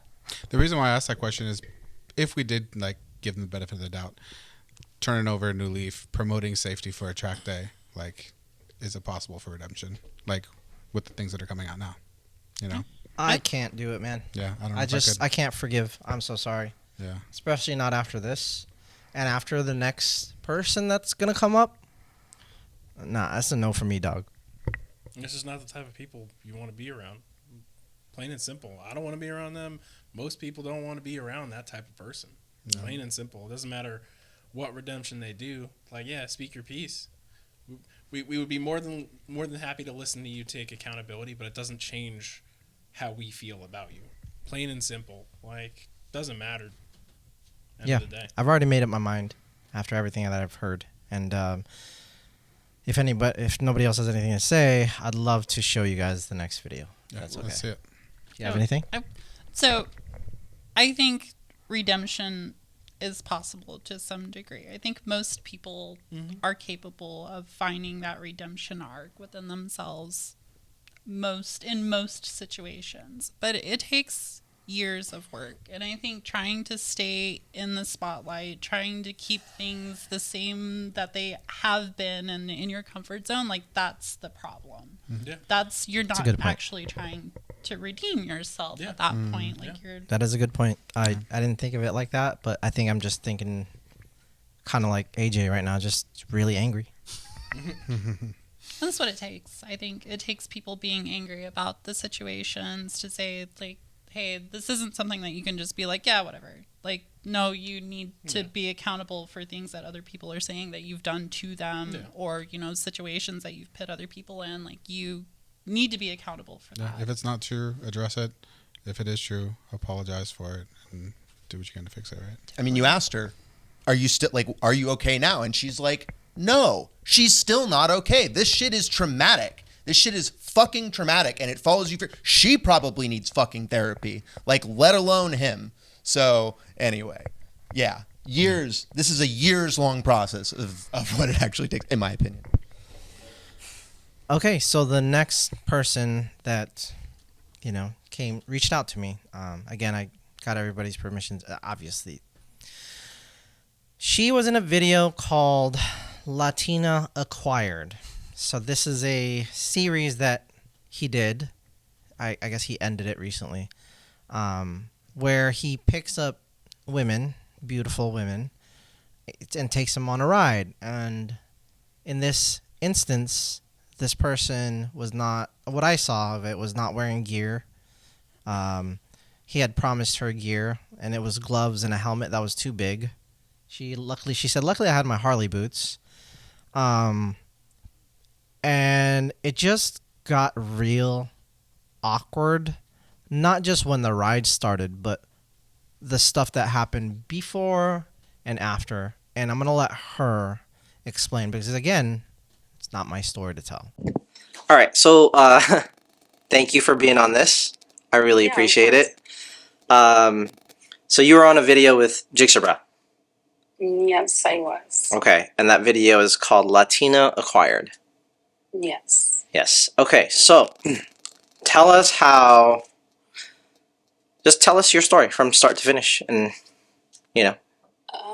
this is this is your space to tell your story. No judgment, anything like that, and then we have your permission to record. Yeah, Perfect. most definitely. Okay. Yeah. Okay, so pretty much where it started was, I think I liked a video or something like that. I don't remember exactly how, but I just know that he DM'd me first and was asking, hey, trying to become friends and stuff like that. And then eventually he was trying to ask to hang out and whatnot. And so at first I was skeptical because I don't know this man. I don't know who Jigsaw is. And so, I was confused on how he found me. And, I was just a regular Instagram person. I wasn't really open to showing writing videos or, me in a helmet. I was just, a regular writing person, outside of it. And then it got to the point where he just kept asking me to hang out. And so one of those days I just was having a bad day, and I was just he comes in my messages and was like, hey, you want to go, go hang out and, we can do whatever under what I choose to do. And so I was like, okay, fine. And so we went to a QT over in Fort Worth. At first, he was trying to get me to go to my place, and I was like, no, that's not happening, because I don't know you. I don't know what your intentions are, yada, yada. No. And so I met him at QT, and we hit it off from there. He went inside, got a drink or whatever. At first, I was low-key nervous because it's I don't really just backpack anyone. And the only reason why I trusted him was because I asked a couple other people, and those people didn't really know him, but they were like, oh, yeah, that's just Jigsaw, bro, So it's I'm over here thinking maybe he's, I'm not going to get hurt or fall off a bike or something like that. You were wearing a t-shirt in that. Yeah, I was wearing a t-shirt. We went to Psycho Gear, and Psycho Gear was closed.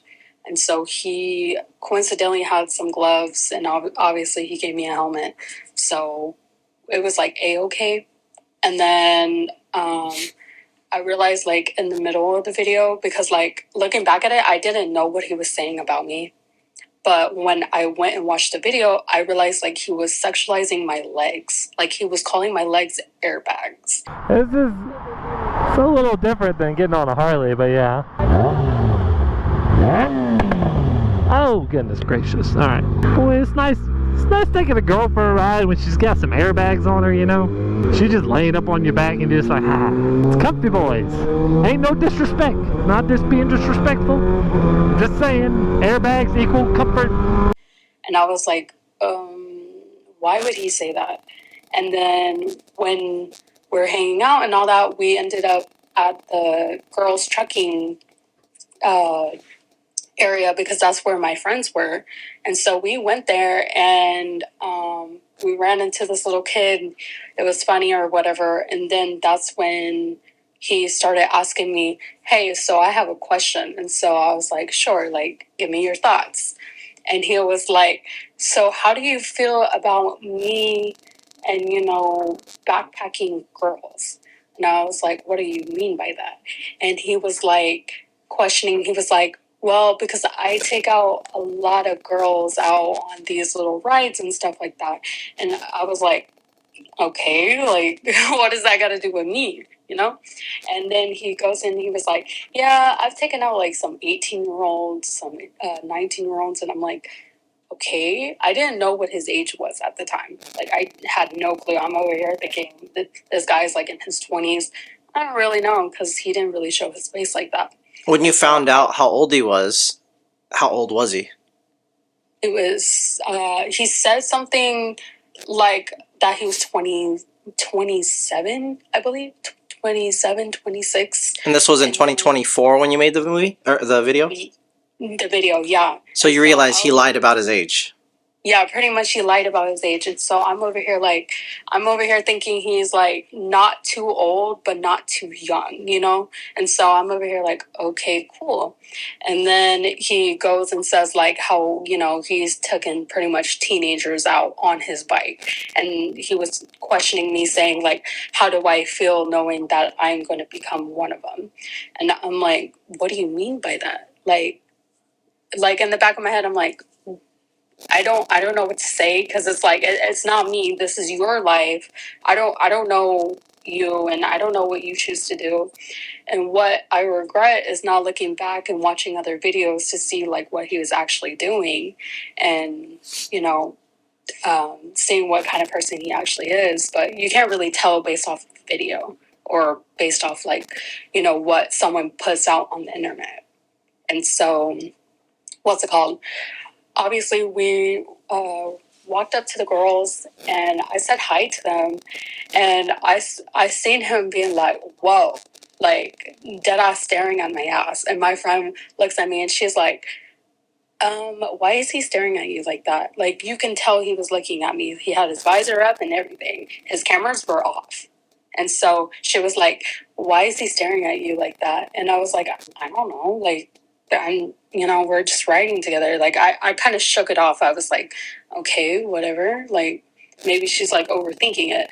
And knowing my friends, they're really protective of me. And I've had similar situations happen to me like that. And so I was like, maybe it's just overthinking. And so we ended up leaving because the girls didn't really want to be around him because they felt some weird vibe of him.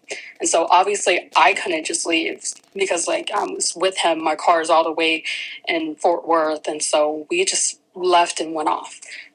We had our little dinner thing. He kept trying to get me to drink and I was like, wait, you went back? Hold on, I'm gonna stop you. You went back on the bike with him because you felt like you had no choice? Yeah, I felt like I had no choice, even though like. Why didn't you get a ride from your friends? Huh? Why didn't you get a ride from your friends?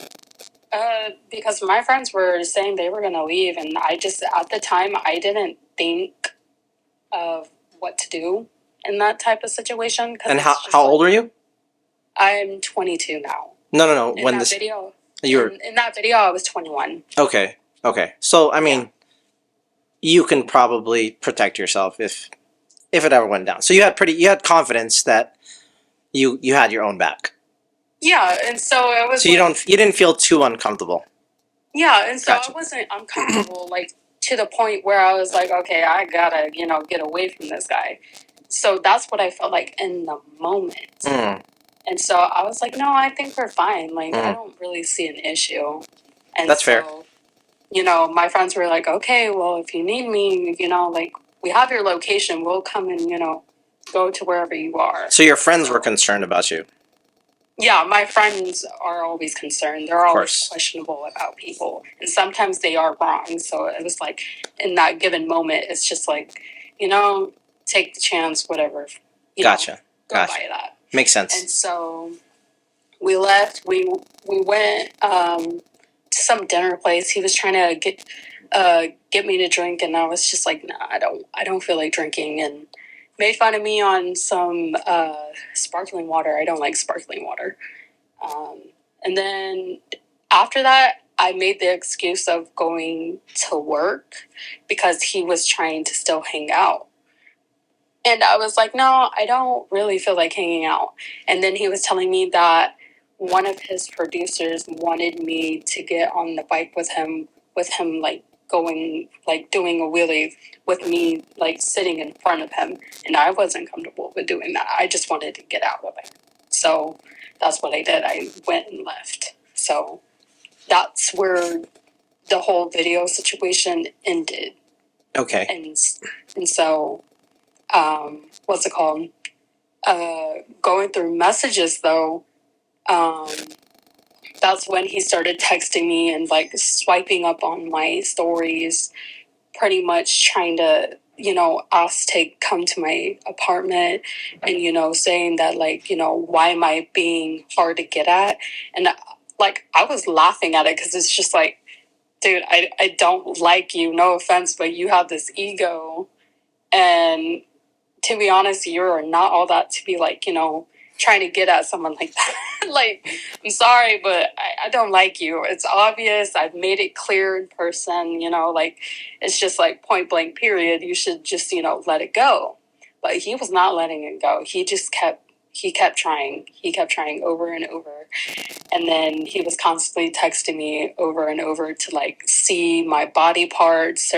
And it got to the point where it's just like, okay, it's ridiculous. I don't have any reason to even respond to you anymore because it was just getting out of hand. And then he was always just, trying to find a way to get back around me. And it just, no, it wasn't working out at all.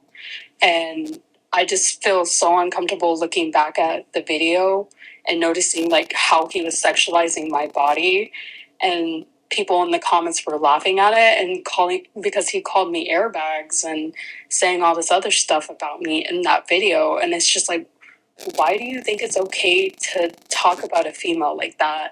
And then basically saying in the video that you have every right to have a girl on the back and force them to be in a wheelie and forcing them to have to hang on, knowing at the end of the day, you are taking accountability of their life at that time.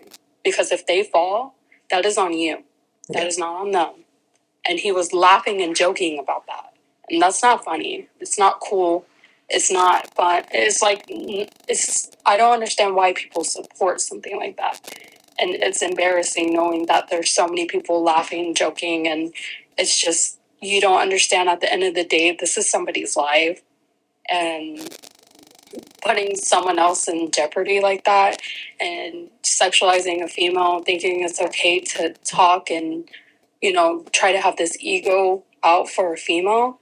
Because I feel like that's all he wanted out of me. Because imagine if I would have never said that I wanted to go to work. He would have tried to make me like do something with him. Because he was trying to get touchy on me when we were riding back to my car. Well, I'm sorry you had to go through that. And I agree with you. And then there's also the other part where I like completely agree with you, where he's in his 30s and you're 21 at the time. Right. It's a little weird. And also to be lying about your age, it's even weirder. There's a lot of weird things going on. Bring away my anxiety and like being scared to come forward about a situation that is honestly like scary, because anything could have happened to me that night. And especially knowing that, he's already being touching on me. So it's not okay. And so that's why I reached out to you, because it's just like, I'm not the only female. And there could be other females that are just entitled as me to not know exactly who this guy is. And so my experience, I cried about it for days. It made me feel less of a human and less of a female. Jesus Christ. Based on a guy like him. Yeah. And it's not fair. No, it's not. Yeah, I mean, I hope you're doing better. I know it was just so recent. It was so recent. 2024? Yeah. Just last year? Yep. Again, it's hard for me to form an opinion, but I have my opinions that we're going to talk about in this podcast. And thank you for coming on. Is there anything else you want to add? Do you have any message for anybody out there? Specifically females, like, don't get on a bike with just anybody. To be honest, you don't know what you're looking into. There are people that get paralyzed just by hopping on a bike with somebody that think they know it, especially when it comes to these higher CC bikes. Like, you think just because they have a bigger bike means they're all this and that. You don't actually know their potential of what they're putting your life in jeopardy in. Because at the end of the day, whether you know this person or you don't know this person, you can still potentially get hurt. And obviously, he could be a good rider, he can be a bad rider. You don't know. There's other people on the road that can still potentially put you at risk as well, not just him. So, Looking back on it, cautious. Would you have preferred to wear more gear than just a t-shirt and gloves and helmet? Oh yeah, most definitely. If I would have known exactly what have happened, yeah. Looking back, I probably would have never gone out with him. Yeah. Never in a million years. Of no. course, yeah. But also, yes, I would have been more protective with myself. The only thing I really had was because I had Harley boots on. I had Harley boots on and a t-shirt and holes in my pants, and that's it. Yeah, it was not smart of me at all. And also, he did say he had gear for me, but clearly things didn't work out the way I expected. So, yeah, that's also something that people need to be aware of, because you don't know if they're lying or being honest. Because, yeah, that could have been my life in jeopardy right there. All right. Well, thank you for being on the podcast. I appreciate it so much. Once again, another example that this one really, this one hurt me a little bit, a lot of it. I'm gonna take it back to AJ because he has a lot to say. So the what's so real is her saying how afraid she was to come forward. That's like the first thing I think about. And again, I think about it because this dude is obviously a liar. And I think about all the other women and like how he's been doing this series for a while, right? So like I wonder how many other women had a similar experience where they felt pressured into doing things that they were not comfortable with. The whole doing a wheelie with me thing, like that is just fucking crazy to me, man. Like you're gonna take a girl you just fucking met and you're gonna do that with, and I get like, again, I'm very confident in my skills. I do a lot of that shit, but it's like you're opting somebody. Not only are you opting somebody into that risk, but you are pressuring them into that risk, and that is just what I find to be so fucking abhorrent. And then to piggyback off of that, I had seen one of his videos. This is a while back, but there was one of the girls that he had actually talked about in a separate video saying, like, oh, it's kind of reckless that, like, whoever had her on the back, because she had actually gotten into an accident, he's like, oh, they weren't, like, skilled enough, and if you're not skilled enough, you shouldn't be doing that with people on the back. And that part makes sense, but at the same time, he had her back on, and, like, not back on, but he had taken her on a ride.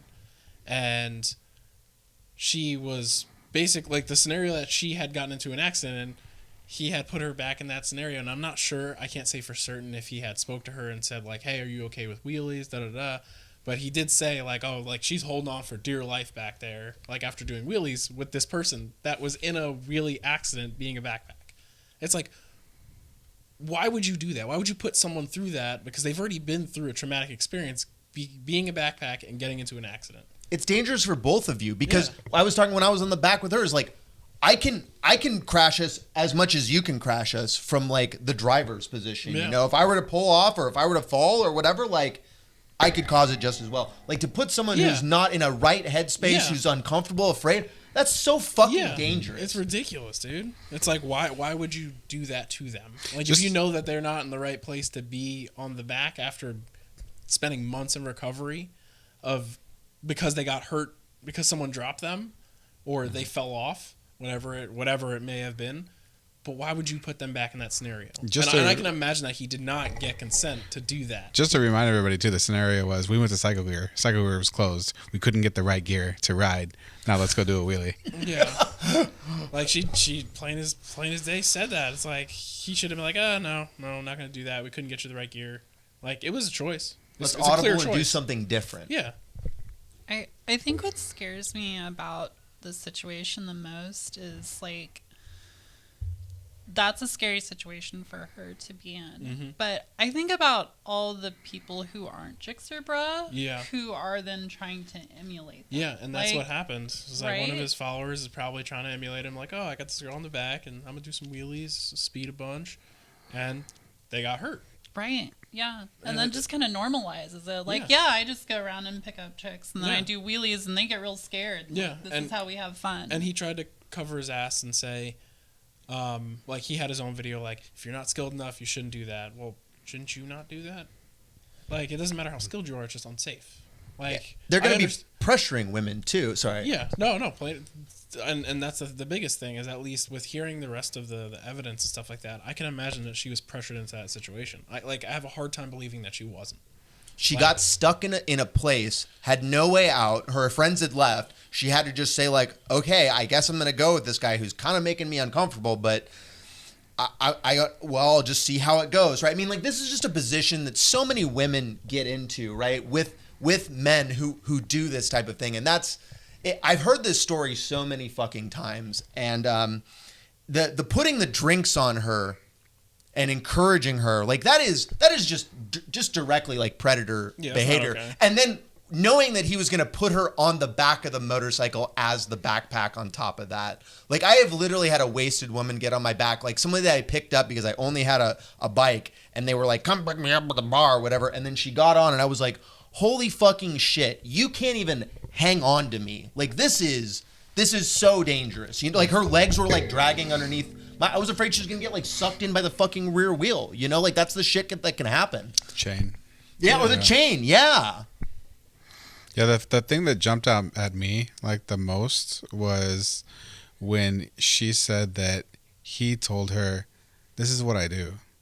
How many fucking times have we done this then? Yeah. You know what I mean? At this A point. bunch. Yeah, Like, like he has a we whole don't even series. know. And like he probably just posts the videos that went well for him. They went well for him. How many didn't he post? How many does he have archived? I don't know. You know? Yeah. That's what's crazy. This is only what we can see. Yeah. We don't know what did not end up there, and it baffles me, man. I can't believe you could put other people in that situation, and then on top of that, be a scumbag during the entire interaction, basically. My producer says I need to do this. Motherfucker, that is obviously him. Like, holy shit, man. Yeah. Again, like, this is just...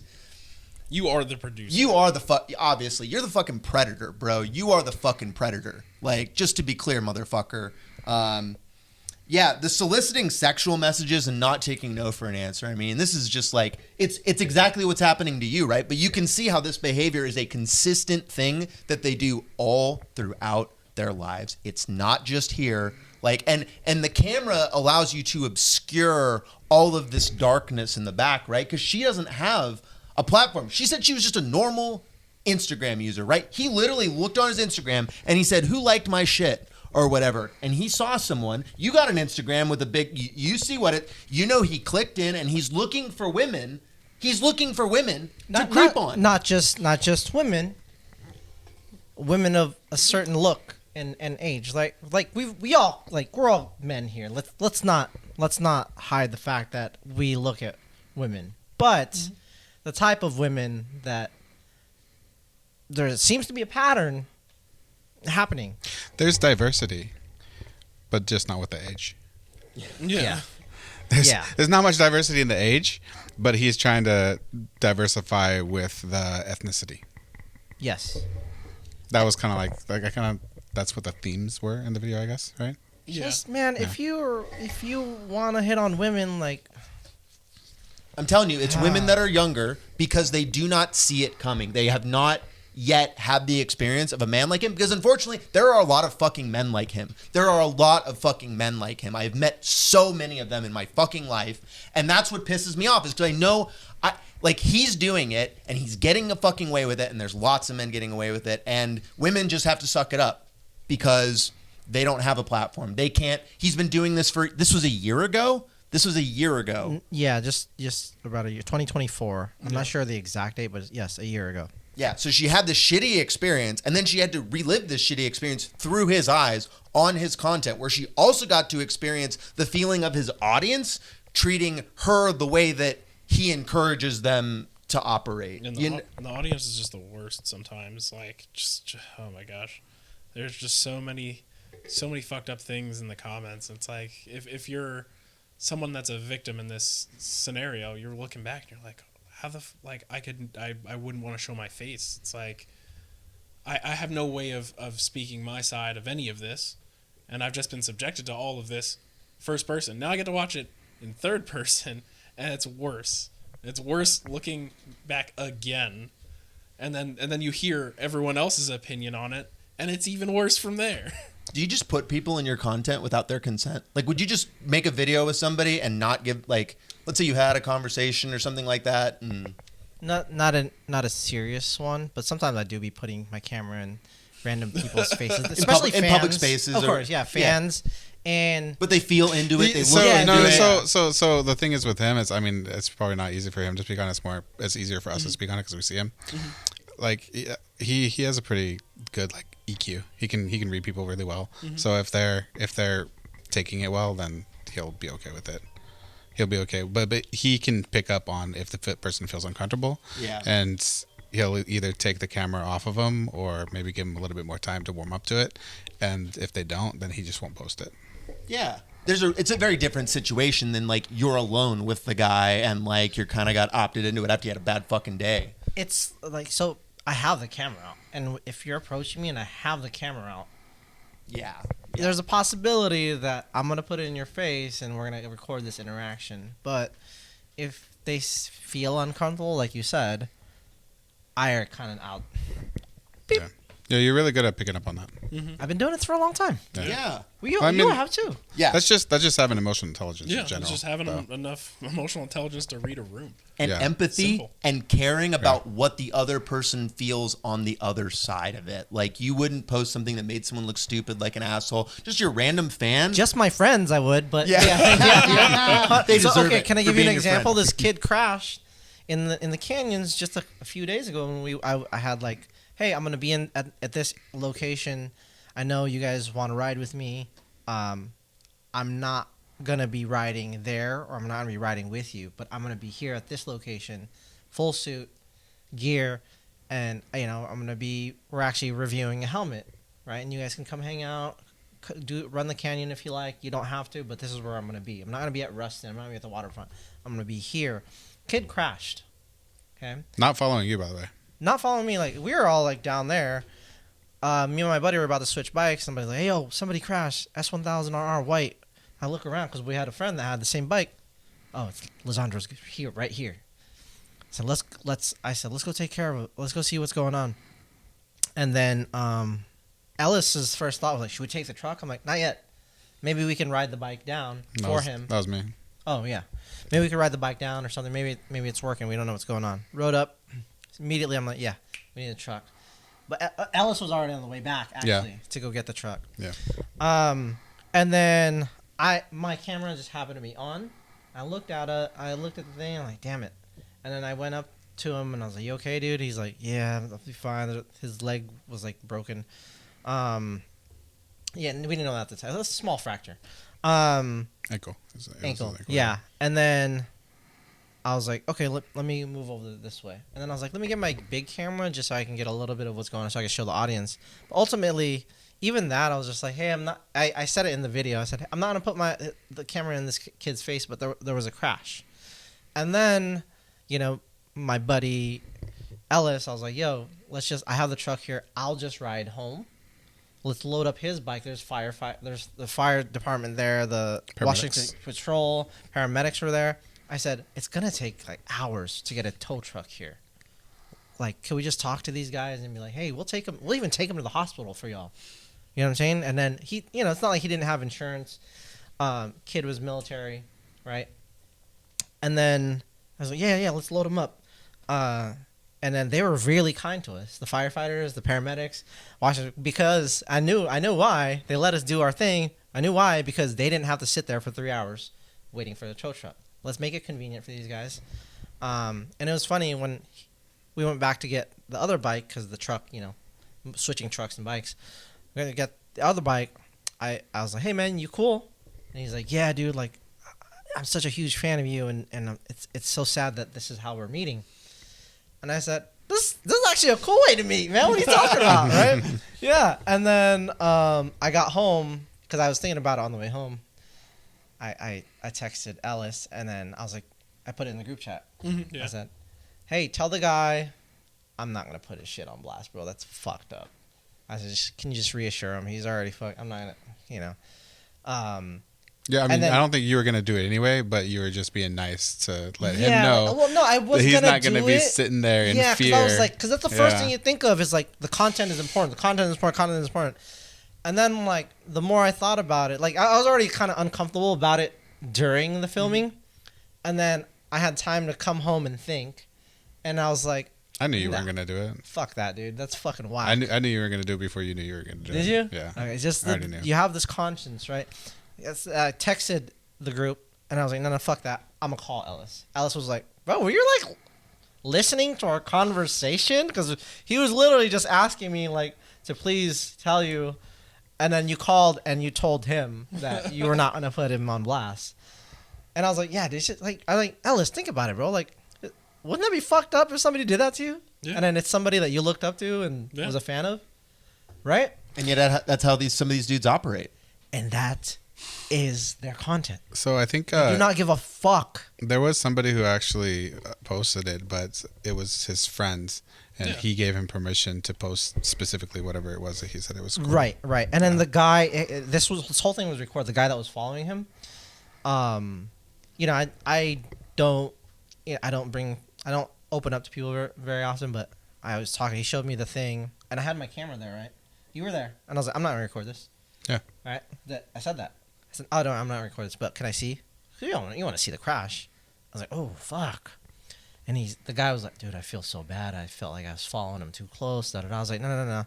I saw the video. You weren't anywhere near. It was just a skill thing. And I actually grilled the kid. I was like, hey man, next time, don't ride beyond your skill level, bro. Like, you watch my videos, right? You're a fan. I say that all the time. And he's like, yeah, dude, I'm so sorry. But I liked that guy immediately when he said, I felt so bad.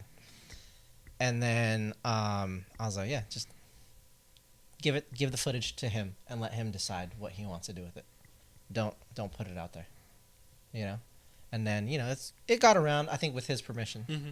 Yeah, but it never went public. Yeah, never went public. It was all private text. I have the video. They sent it to me, and again, it's just it's a choice at some point for somebody to do these things. And even if he did these things, right, you kind of think of like a normal human being, right, with some sort of conscience would. You gotta have empathy, and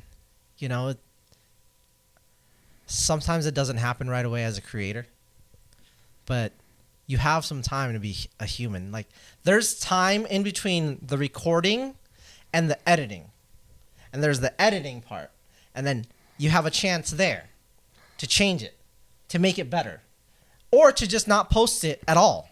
Yeah, plain and that simple. sounds so much worse when you say it. Yeah, because your first thought is, as a content creator, we can all empathize, like, ooh, this would be a cool video. This would be awesome. Well, people love that. But between that point and the actual pushing the upload button, there's a whole fucking lot of time to think about what you're doing and to then utilize empathy to think about, what would I look like in that guy's position? What does this make that person feel? Did I even ask? Do I give a single fuck about other people other than what this can do for me? And unfortunately with these guys, the answer is they're really only thinking about themselves. And to the point where they do not care who they hurt.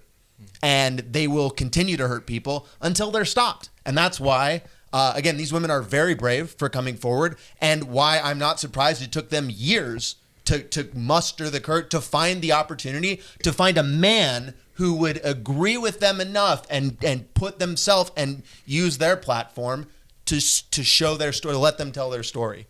And that's what it takes all of this to even get anywhere close to accountability for these people. If you goat me, I'm gonna slap you. Just kidding. But it's true. I agree. It also ties in with the the comments, and it's just like you were telling me, like the type of people that, like their mindset, like in the comments, it's just not right. Like you had an instance of the person that happened to go down was also on the same side as Jixabra. It's like you're not thinking in the right space, buddy. Like what are you doing? Yeah. So I know like a lot of the context wasn't there. Yeah. But it was like, yeah, me and Abel were there, and I think it's pretty well known that kind of Abel helped him out already when he went down. But I was there for like over an hour. Oh, you're talking about the kid that left the comment on Jigsabra's video? Yeah, that's what Nate was bringing up. Oh, yeah. Spiff636 on Instagram. I don't think I know what's this. Yeah. So, you know, I can tell the story if you want. yeah, but I want to give some context. Yeah. So there's a lot of people after Jigsabra's video that kind of turned their back. I feel like they turned their, but then, you know, looking at it from a holistic point of view, like the bigger picture, it's 8 billion people in the world, right? I have a small following when you think about that. And then even smaller, so the people that do not like me or turn their back on me, right? So there's this person that I think we were still in LA. Abel came back. Yeah. Okay. Yeah. So this is where Abel came back early, like the day early. Yeah, and they went to the New Racer School, which is an in-class portion for WMRA, WMRA, which is a racing association here in Washington. A real one. I'm technically a licensed racer. No. Hey, tone that ego down, bro. Hey. It's gonna get you in trouble again. A licensed racer. Yeah. Now we can do the air quotes. Yeah, the only person I can technically really race legally is Max Riss, and all those other guys. They don't have. You don't have no race she license. Can be like a licensed racer. I mean, the influencer. No. No, I cannot. He's not trying to get smoke. He's not trying to catch the smoke. We're gonna put her on R3. Okay? I don't even think that'll even make a difference. Yeah, no, I don't think so, man. Anyway, this guy I met at BMW of Seattle. I don't think you were there. Yeah. What's the context behind that?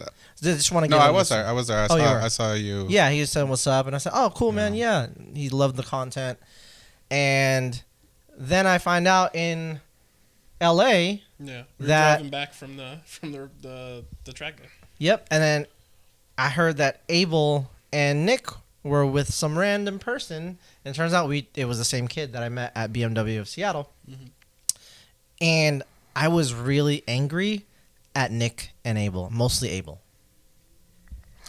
I don't think. So let me tell you kind of like the story, start to finish, what happened. Yeah. Yeah. Let me tell them why. Because I thought, yeah, I thought that they were like egging this kid on, right? From what I heard. Mm-hmm. And I was like, you guys were racing? Like, he was racing you? And I said, bro, next time just lose this person. Or, like, pull over. Like, you know, let them do their thing. Like, these kids, like, you guys have track, especially Abel. He's done all the classes with me. He's, you know, he was there. He was there to track time. Yeah, he was there to get his license. You know, like I bumped him up to A group just in the you know, I gave him a whole summer, and I was like, okay, at the end, you got to ride A group, bro. Like, there's no reason for you to continue to be in B group. Somebody's got to graduate you, and I'm gonna do it. Anyway, that's why I was kind of angry, because I was like, you will have the responsibility in this instance. But come to find out, Nick was actually there too. So Nick's gonna tell the story because I wasn't there. Yeah, I mean, I'm gonna tell the story from my perspective. So I think that'll be really helpful because I pretty much have a full perspective of what happened. So yeah, you're right. When we do ride, we keep it pretty fast paced, and we were there was a lot of traffic, and we were getting through traffic pretty quickly. And there was actually a third guy that was there, and he was following behind us. So it was me, Abel, and then the guy behind us. And all of a sudden, I hear this Z800 out of nowhere, like pull up in like the far right middle of the cars, and he kind of like zips by. And then he kind of comes over, and he's riding like one hand, splitting lanes through traffic, and he kind of looks over at us, and then he jumps up on an on-ramp because he thinks he's going to get around traffic that way faster. He goes all the way up the off-ramp, comes back down onto the on-ramp, pretty much at the same pace that we were going. Of course. And then just right about that time, the traffic opens up. And then so he kind of takes off, and then Abel's like, "Oh, like we've been sitting in traffic for a while." So Abel opens it up, and then I open it up, and then the guy, he was following us the whole time, so I don't know what he did. He was behind us, and then so I don't see Abel. I see a bunch of cars stop again, traffic jam again. I'm like, "Oh, great," and then I see a bike down, and I'm like, "Oh, I hope it's not Abel." Right? It's not Abel. It was him, and I didn't see Abel, so.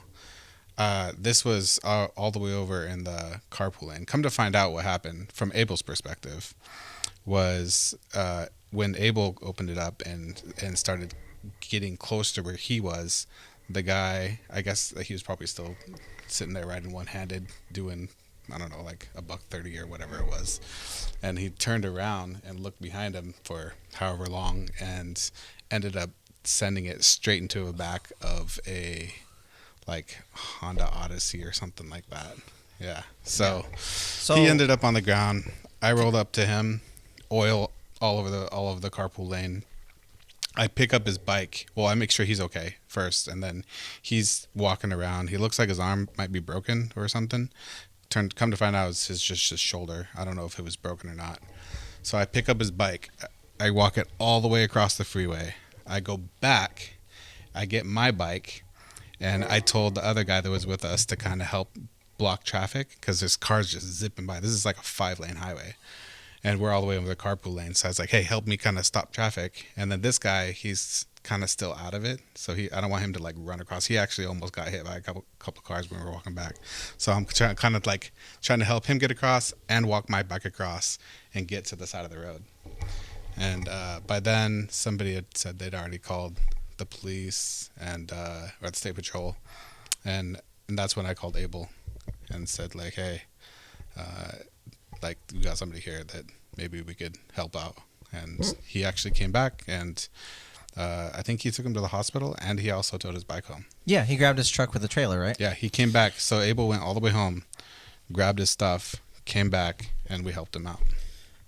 And this is where I find all these things out. Turns out, like, you know, he said, no, I was just commuting. I messaged him. I was like, I was just commuting, dude. Like, shit happens. You know, it's part of the game. That's what he told me. It's part of the game, right? And I said, no, dude. It's not part of the game. I got unk on him. I turned into an unk. And, right? And I was like, dude, first of all, ride at your own pace. I said, you just met my friends. I said, you don't know who these people are. And I said, yes, they were riding at a really fast pace, but their fast pace, I said, Abel's done so many track days with me. He's done all the levels of Superbike school with me and more. I said, his pace is not your pace. He understands how the mechanics and physics and all that stuff about the motorcycles. And even then, what you're seeing, the way he's riding, he waited till it opened up because they got bored and tired, and sometimes you need that little bit of juice. I said even then he was not pushing, right? Your limit is not his limit.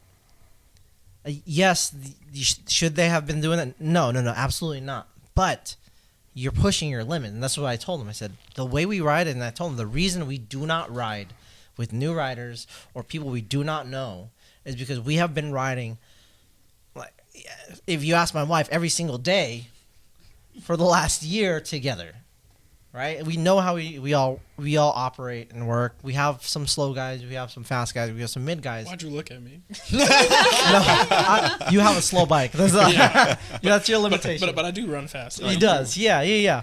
I said, I just want you to know that this is why we do not host rides. We do not invite people to ride. You know, at least as of late. A lot of people get mad at me. We did before, but it's just so much stuff going on. People not riding their own ride, and it's just like, one, we don't want to have that feeling on our own head like we led someone astray. Dude, just 2 days ago, I just told you guys a story. 2 or 3 days ago, I said, here's where I'm gonna be if you guys want to pull up. Ton of y'all pulled up. Guess what happened? One kid crashed, and then I looked at Ellis. I was like, "Do you see why I don't do this? See why I don't host rides? I wanna clarify in the story too. At no point was Abel and I like in front of this kid. We were behind him the whole time, and the guy that was following us, like he'd been following us for like at least like 30 miles. So he kind of like we kind of knew like what was up with him. We weren't like pushing it by any means. Yeah. Yeah, and I want to bring up another point that a lot of people don't understand is in this space, when you gain some notoriety and people recognize you, they recognize my bike. I let Ellis grab my Ducati all the time, and they see him at the meets and they're like, "Where's Adobo?" He's like, "Oh no, I stole his bike." All right. When people see me in the streets on the highway and they know it's me, the helmet gives it away, the suit, whatever. I'm a target. We're gonna get I'm a you target. a Grom, dude. Strictly a Grom. 100%. But like to tie that back in, that same person that was kind of being reckless, like had gotten into that accident, had piped up in one of Jixer Bros vids, and was like, this and that, yeah. I'll post the screenshot here of what he said. He said something along the lines of whatever Jixer Bros response was to your video. He's like, yeah, you're absolutely right about Adobo. And then he said, Yeah, Double's got a big ego. Yeah. He told, after I crashed, he told me that's why we don't ride with people, because we ride hella fast. And that is not what I fucking said to you. No wonder you blocked me. No wonder you blocked me, dude. Again, I'm going to reiterate, we were towing a guy, me and Abel were towing a guy that we didn't really know. And he actually stopped and helped the guy that crashed as well. So, like, good on him. I don't know who he was. But, yeah, cool dude. But Abel and I were towing a guy, so we weren't about to, like, full send it down a highway, you know? Yeah. And back to what I said, like, I'm a target. Y'all want to, like, when you see me on I-5, the rare times that you see me on I-5, I see y'all trying to pull up on me and trying to egg me on to a race. And when I get the opportunity to leave you in a safe way, meaning, I'm going to cut through this car, and then I'm going to be gone. That's not me wanting to do that. That's me not wanting to cause you to crash, because I'm not sure about your skill level, bro. And yes, I could easily slow down, right? But at the same time, I'm trying to get somewhere. Like, please don't bother me while I'm riding. But people just want to race me for no reason. No reason. I'm gonna be honest. This isn't super relatable to me because. Oh yeah. No, it's okay. We still got this one going. So you can turn that off. Like, okay. I'm not gonna edit this too much. You guys can see what's going on. So I'm gonna be honest. This isn't super relatable because I don't get past in traffic. I give past. I slow down when I see other riders. I don't know if people know who I am at this point. I have to take that fucking I-5 corridor. That is my track. Unfortunately, That's fine. No, I don't try to. I try to give them space. I don't want. I never. Again, I don't want to make anybody scared or Dude, like. this hurt. kid wheelied past me on I-5, and Are you sure that wasn't me? Check the helmet real quick. Yeah, and it turned out it was Ellis's friend. I'm like, oh, so he knows me too, but maybe he was just doing a wheelie for Ellis. But I get those. But you've said it before, like people like at the track, like people want to impress you, right? They want to do something, and it's true. That's happened with her. She goes to track days. She was getting coaching done, and one of the coaches was like, "Yeah, these dudes had ponytail fever, chasing you around the track, trying to make it happen." Yeah, because they do. Like there is like an ego about bikes, and like 100%. people who have egos, like sometimes like get to bikes and like they make bad decisions, right? They make ego-based decisions, not logical decisions, and it gets themselves hurt. But those same emotions can get other people hurt. Like when you're backpacking somebody, which is an incredibly intimate, like that's an intimate experience. 1,000%, bro. You're literally trusting someone else while holding on to them that they're not going to be an idiot. Yeah. So you were literally like, there's no closer you can 100%. get besides the clothes that are on your back, quite literally. Yeah. Let's go back to the target thing. You're a racer.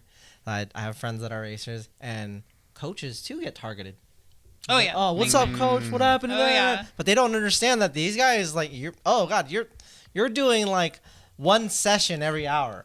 Some of these coaches are there every session, and they're tired. They're trying to manage tires. They're trying to manage riders. They're trying to coach. you don't understand that, like, yeah, you may have passed them this one time when they were like extremely tired. They were not even turned on. Mm-hmm. They were not even on. And for me, like, when people want to, like, hey dude, let's do a lap together, let's do something together, like, you're here, right? Like, they see me at the track, I'm like, yo, can you tow me around? Or like, yo, can I tow you around? Like, or can you look at my, I'm just like, I'm not an expert, but yeah, I'm down, dude. I'm always down. If you guys want to, like, again, back to the smear thing, I was down, and I'm always down. Like, I got a big ego, but I won't do it in the streets, because for me, that's not the place to do. I'll do it with these guys all day, but even then, like, if you've seen some of my videos, I will put myself at risk to pass you. As in, I will go on the other side of the lane. Yeah, you so won't I even don't do a close spook you. pass in between, because Dude, we know you not can even. do it. I can. You can. I I'm always can. expecting it, because usually you'll be like, you'll be behind me. I'm like, he's gonna pass me any second now, and then you go around the left. I'm like, huh, all right. I was expecting it on the right side, because it's like, I know he can do it, but you're more cautious of us. You care about everyone else. I'm not. Sometimes it's worse. It's like, when's it gonna happen? Yeah. Literally, it's like a shark. It's When's like it a gonna shark. Da-da-da-da-da-da. I'm not gonna put you guys at risk. Yeah, we for my appreciate stupidity. That, you know? Yeah, we know that. We all know that. Yeah, we know it. But it's like, some people just don't understand that, and those are the type of people that make the mistakes because they're following someone else online that they've never met, they never talked to. They're like, oh, I like this guy's stuff, and then they're going to be doing the same type of risky stuff and not realize that they're doing anything wrong. Like, that's the biggest issue, is like, do you not see that this is all wrong? Like use your brain, come to a conclusion. Like, think about it for like more than just 30 seconds. You'll be like, maybe that isn't a smart idea. Part of the game, right? One thing I Guess just realized I guess forgot so. to mention was that kid. He did mention that he'd crashed like a few months prior as well. Yeah, he told me to. Yeah, I can't. That wasn't his I first forgot crash. about that, yeah. He Yeah. needs the It was new like airbag vest. recent. You get 6 crashes with it. Oh yeah. Value. Hit him in an airbag. That said, that brings me to the title to this video. I'm sorry, Jigsaw bro. I'm sorry if I hurt your feelings. I never meant to say you don't belong at the track. Social media influencers don't belong at the track. And I'm very sorry to all of y'all. That's it. That's all I want to say. Anybody else got it? AJ, you may have something? Jigsaw, you probably belong in fucking prison, dude. I'm not gonna lie. I'm a very easy person to get along with. Again, it really just takes being an honest, upstanding, just don't bullshit me. But I've been around a lot of bullshitters in my fucking life, and I've been a bullshitter in my life. So I see that. Yeah, you're on my fucking radar, dude. And if I hear about shit like this or whatever, I mean, I already got my own video planned at this point. But I'm really glad I was here to be able to go through this and talk about this with you. I'm glad I got to see all this stuff before it goes out publicly, because I might have missed it, to be totally honest. I don't watch a lot of motorcycle. I watch like politics content and fucking. I watch how to build planters and stuff. And like the motorcycle content I watch is when my fucking bike starts pissing coolant. I'm like, what the fuck? How do I fix this shit? You might watching a double moto video. Yeah. But like I would have missed this. And like, but the fact that I just happened to catch it, and I just happened to catch the stories before you deleted them. Yeah. Again, I want to thank you one more time. I'm really glad you're doing this, and yeah. I'm glad to be here as part of it. Just do the right thing, guys. Just do the right thing, and hopefully you'll stay out of trouble. If you want to do that stuff, fine. I don't condone it. It's not my style. So, Nate, anybody? No, I mean, if you're gonna do reckless stuff, keep it in a safe area. There's tracks, there's canyons, no people, and if you fuck up, it's on you. Like, plain and simple. It's not on anyone else. It's on yourself. Like, plain and simple. That's all I can say is don't go pointing the finger at other people if you're not helping to make it better. Like, you don't have a say. If you're not trying to better everyone else around you, like, what's the point? If you're only making negative contributions, stay out of it. Stay out of it. Purely, whether that be in person or online. If you have nothing good to say, It's not worth your time. Who is that going to teach? You're just going to keep perpetuating bullshit. At the end of the day, in our space, there's a lot of bullshit. I don't care how you ride. I care how you treat people. Yeah. Bottom Plain line. and simple. How you treat people. That's the biggest thing. Jigsaw it does not seem like he treats people nicely.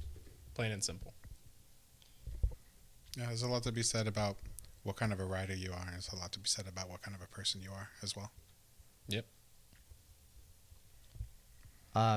That said, I think that's the end of this episode of Brew Time. I want to thank our special guests, Maxine and Squid Tips. Thank you.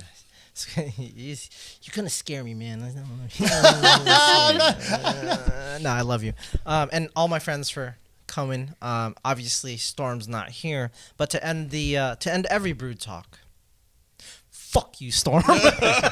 He's gonna be so upset. He's not here. I'm sorry. Yeah, that's how we end it. So that's it. I never wanted to be a part of this toxic motorcycle community that glorifies unsafe riding. Because at the end of the day, we're all part of this community that we all love. And I hope you all ride safe. That's it.